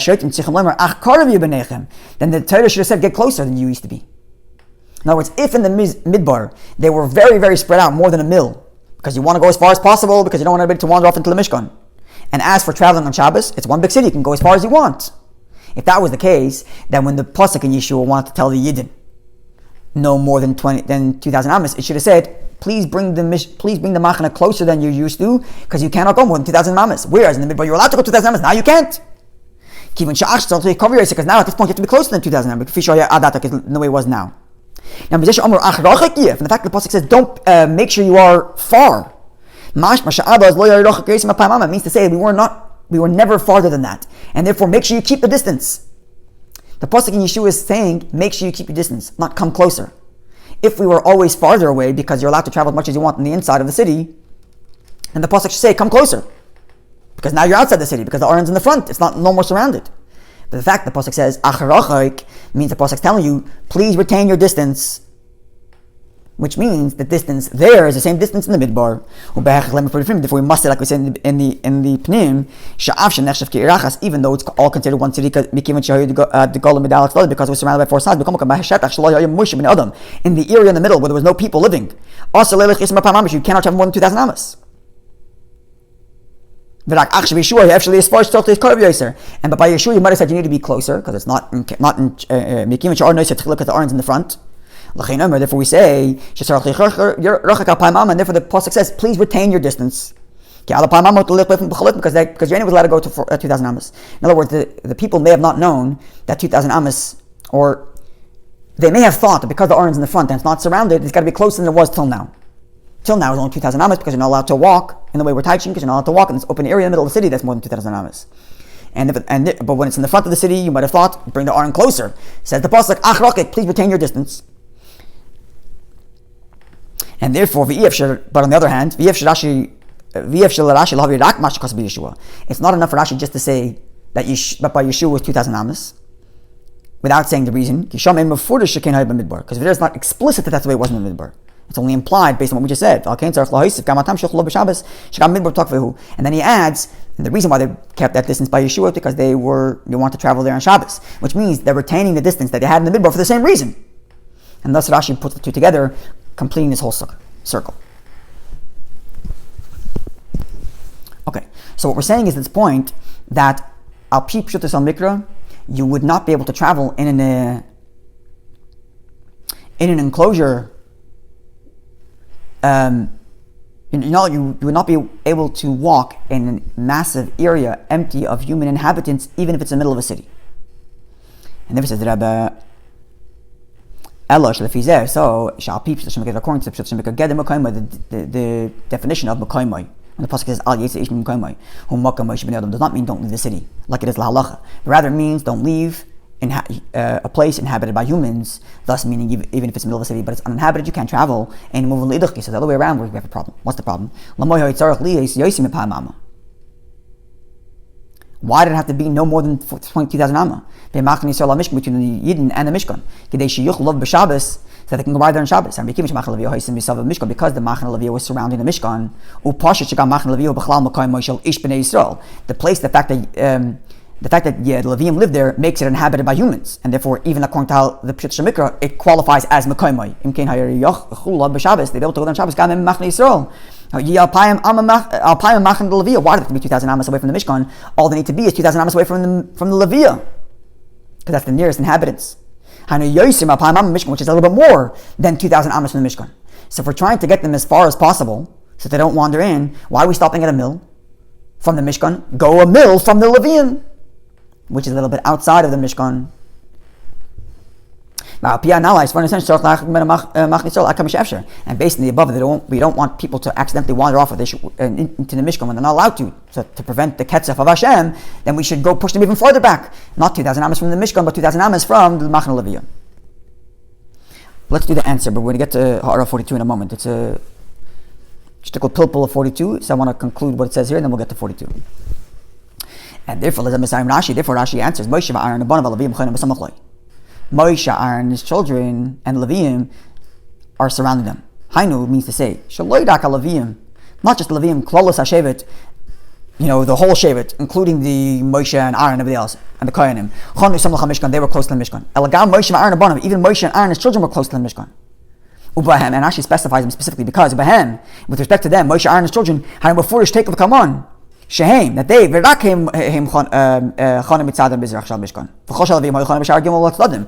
before that the Leviim were spread out on three sides, and Moshe and Aaron were on one side, which means one side was very, very thin. It was only Moshe, Aaron, and his children. How much space did they take? An amma. It's not much space. If that's the case, then on the Mizrach side, Loya Efsher, sorry, on the eastern side. Loya Efsher Li is Machne Yisrael Rochik Ma Mishkan Yes Ma Payim Amma. The Yidden on that side could not have been any farther than 2,000 amas. Levad Miporti, besides for some tiny drop, should tufsu all in Moshe Aaron, for some little bit that Moshe Aaron's tent took up, 3, 4, 5 amas. It's not that many people. It's 2, 3 families.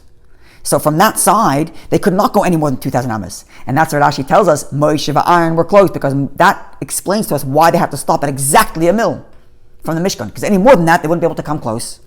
Because from the side Mizrach they had to be that way, because there's a very thin line of just Moshe Aaron and his family, and therefore they didn't make a distinction that the people in the Mizrach should be 2,000 amas away from the oil moyed. The people from the other sides should be more, because there's Levium, which extend the distance, which extend the Tchum. And therefore, they're all equal. 2,000 amas from all sides. Ha'ara 43. We might also suggest a different way, that only from the Mizrach side was 2,000 amas. But the other side was a little bit more. They're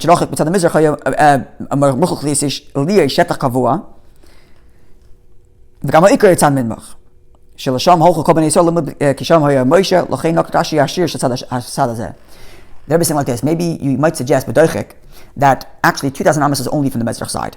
The other sides had more because they had the Machan Leviyah. But why does Rashi only mention the Mizrach side? Because that's the main side. Because that's the Yidden were going to meet Moshe, and therefore only mentions that because that's the main side. But that's the Deichik. It's much more likely to say that they were all equally measured 2,000 amas around. Okay, so at this juncture, we explained all the Pshat Shemikra, the whole Hemshech of Rashi. And we'll recap it in a second. But let's look at Ha'ara 42. So in Ha'ara 42 we said like this. In the Pnim we said, why did they need 2,000 amas from the oil moed? L'chora they need 2,000 amas from the end of Machan Leviyah. And we answered by saying, because the Mizrach side was a very thin line of just Moshe and his family. This is this. Now, I'll read derech halacha. In halacha, imoyo osa lelech misef Machan Yisrael mishkan yosim apayim amma makom mishart v'taya imoyo moyo zeh shem Machan Leviyah beineim. According to halacha, if theoretically it wasn't considered one city, if the halacha was like Pshat Mikra, and that an empty area you can't travel in, even if it's the middle of a city, then it's questionable whether or not the fact that Machan Leviyah is there helps them get closer. Why? So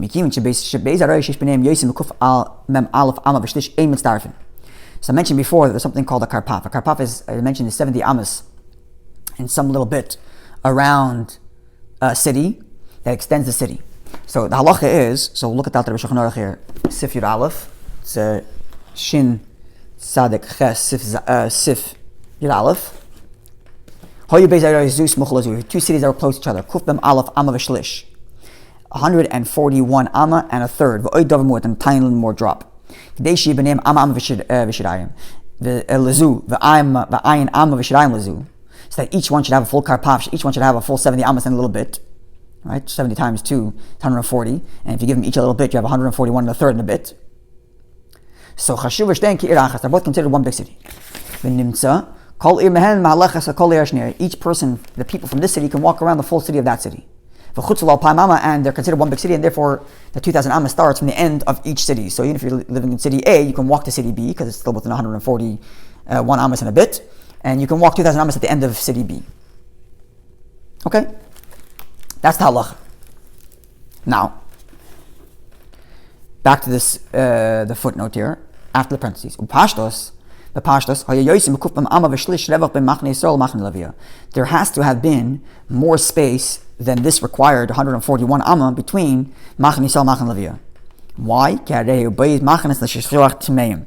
They were considered two separate machanas with respect to sending out someone who is tameh. There are different levels of tumah, and some tumah you have to leave Machan Shechina, which is the Mishkan. Other tumahs you have to leave Machan Leviyah. You can't go into the camp of the Leviim. And there's other types of tumah, tzaras, I think, we have to leave Machan Shlishis. You have to leave also the camp of the Yisrael, which means each of these things are separate machana, which means there has to have been at least 141 amas between Machan Yisrael and Machan Leviyah. The Derech L'Kal Shak Ben Shabbos Tchumen yachshav kirachatz. It's to say that they're only considered one city for Shabbos, but not for Tumah. If there are two separate cities, they're two separate cities, period. Which means there must have been a distance of at least 141 amas between the Yidden and Machan Leviyah. Now, what's the difference? And B'meila, therefore, nafkamina ben kol semidosoi hal pai mamish m'sefer ir achas be'emtzo e b'sefer ir habeis. Okay, the Eish Yochanan Erchaim Sim Tavches Sif Aleph U'Magan Avram Shem Sif Cotton Beis. So the halacha is like this: if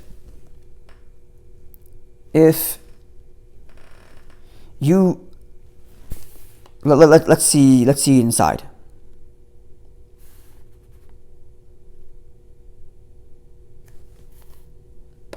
Ketzad. A person walked 1,000 amas away from his home and made an eidov there. Right, an eidov is where he puts food for 2 meals, thus establishing his dwelling place there, extending the distance of where he's allowed to walk. So he went 1,000 amas out of his proper home where he's living. He walked mizrach 1,000 amas and put his eidov there.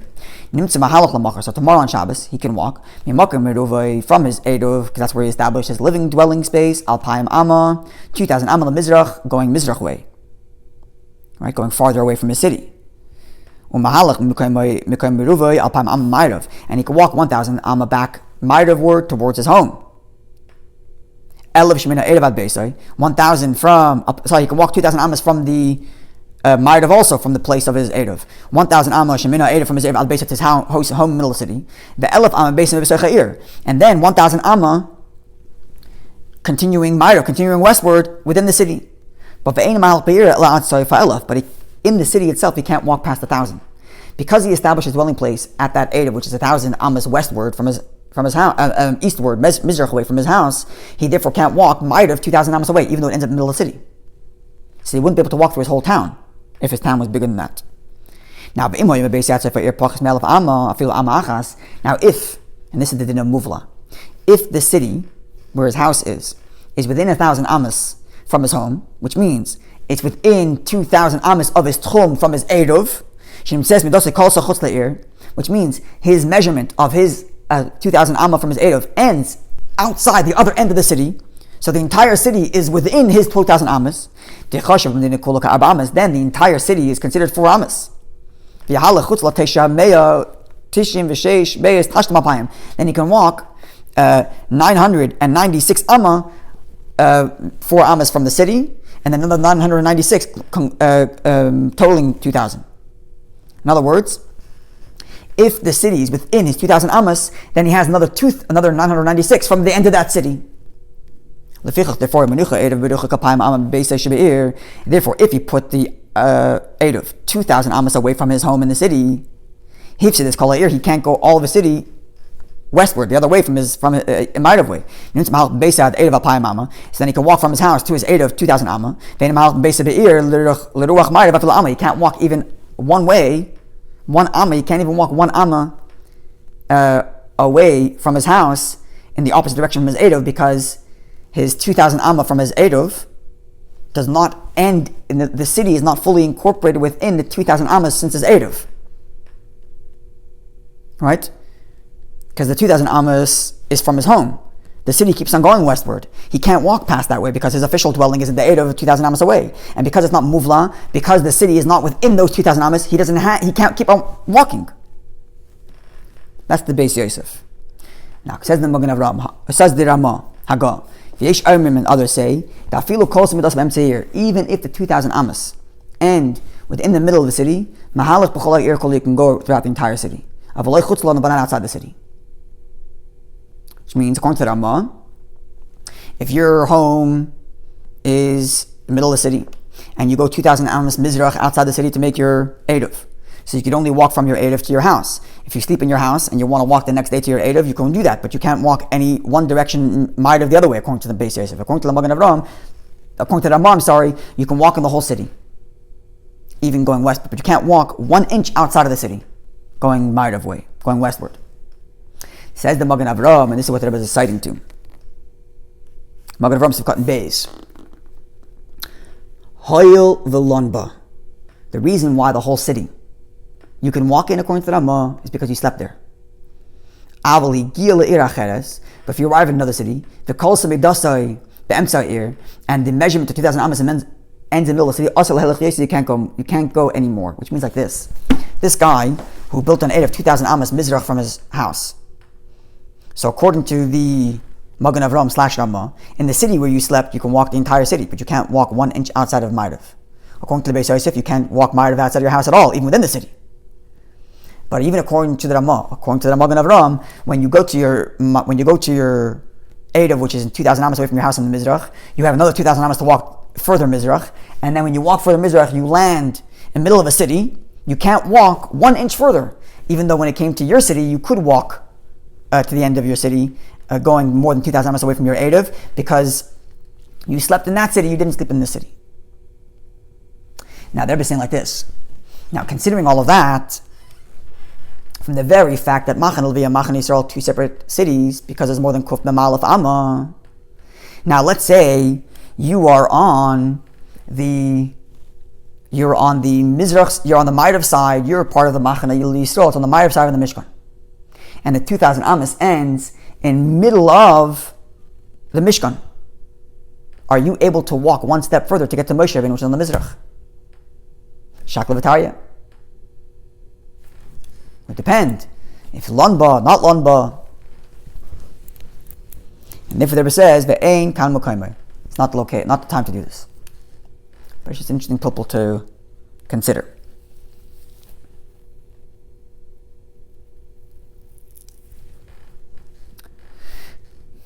Now, that brings us to the Haidah, the Yenish Al-Torah, the Haidah from the Pirish Rashi.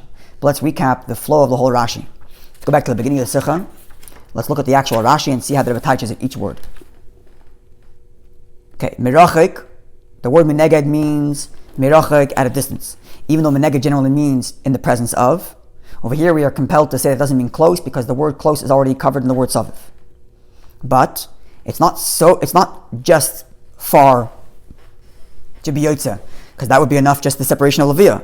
Therefore, it must be the maximum distance. What's the maximum distance? Mil, a full 2,000 amas. That's the maximum distance. How do we know it's the maximum distance? When it comes to Yeshua, the Pasuk says, please keep your distance. Retain the distance you had, which means whatever distance they had in Yeshua is the same distance they had over here. Why do they have that distance over here? Because even though it's in the same city, an uninhabited area, you can't walk in more than 2,000 amas. And therefore it had to be within the middle of the Mishkan. And the Pasuk in Yeshua is telling you, retain that distance. Why? Because they can come on Shabbos. Now the question becomes, if that's the case, why doesn't Machan Leviah extend the distance? Why do they do 2,000 amas from the Mishkan and not just 2,000 amas from Machan Leviah? Therefore, says the pasuk, Moshe and Aaron, because Moshe and Aaron were also close, and Moshe and Aaron were on the Mizrach side, and they did not take up so much space. Therefore, on the Mizrach side, for sure, they could not be more than 2,000 amas, and therefore, Mistabra, that the same thing is true of the other sides. Or B'dochek, it wasn't like that. Rashi is only citing one of the sides. So that's the Pshuti Shal Mikra, the way that Rebbe explains it, with all the pilpul of going through each detail to prove each detail and explain each detail as we go along. Very, very beautiful. The diuk nifla. Meridik. Okay, let's see the Haidah. I don't think I'm missing any details.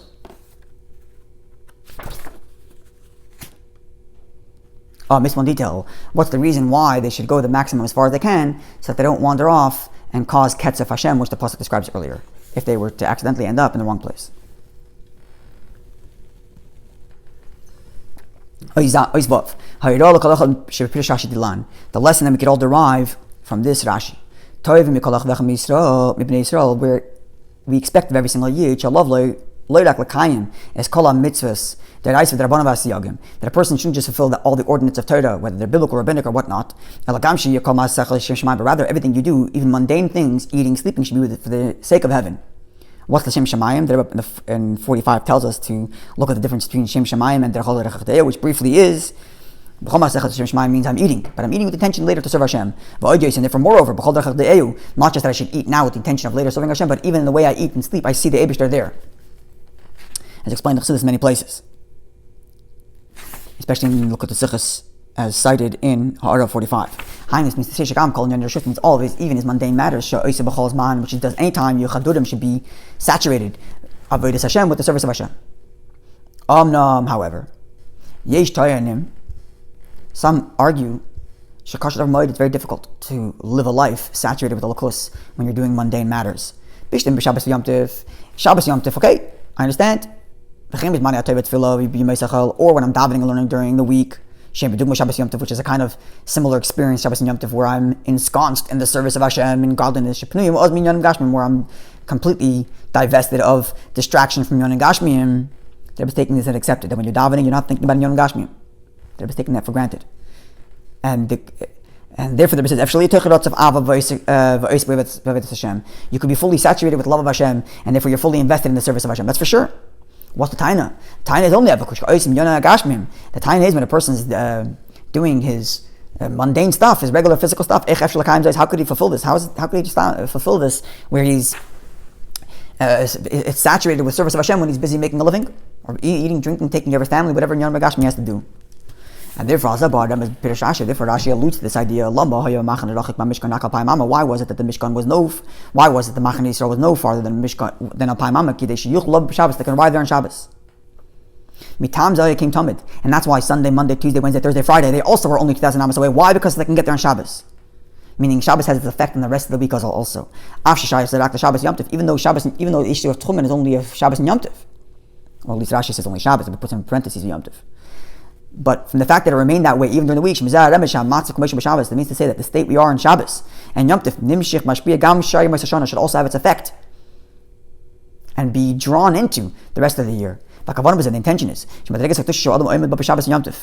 level of Kedusha that he feels and he stands in Shabbos and Yom Tov is drawn and gives him the power in his mundane matters of the rest of the year. Should also be saturated with the service of Hashem. Let your Shabbos spill over into the week. The experience that you feel on Shabbos, closeness to the Eibishter, the experience you feel during davening and learning, shouldn't be isolated from the rest of your life. It should spill over to the rest of your life and give koyach and power to the rest of your life. And here comes the Remes in Rashi telling us exactly how distant the was between Machne Yisrael and Mishkan. The Mishkan is a place for serving the Eibishter and a place in which Hashem's presence resides. Ramban. It's explained else in Likkutei Sichos at length. A few places. So Mishkan, generally speaking, is parallels the idea of serving Hashem. Idea called mitzvah, and any mitzvah person does. Like the Rebbe said in the footnote, mitzvah mitzvah is a connection to the Eibishter. And before mitzvah, you bless the Eibishter, like Kiddushin, like it says in Tanya, where we're becoming unified one with Hashem. And therefore, Varadeh called mitzvah through any mitzvah of Davak Toiv or good thing, Kedusha or any Kedusha. Miskar Misach L'Adam Hashem, a person comes closer and one and connected with Hashem. Meram is Rashi, and therefore Rashi says Sha'oif and Akirav Chulu Sheyeshnu L'Adam Machne Yisrael like Hakadosh Baruch Hu Mishkan Gam B'Yom Shabbos. The feelings you feel, the closeness you feel between the Yid, parallel to Machne Yisrael, and Hashem, parallel to the Mishkan on Shabbos, which is only no more than 2,000 amas, or within 2,000 amas. I'm sorry. That kiruv, that closeness is retained. Even the rest of the weekday. That should always feel close to the Eibishter.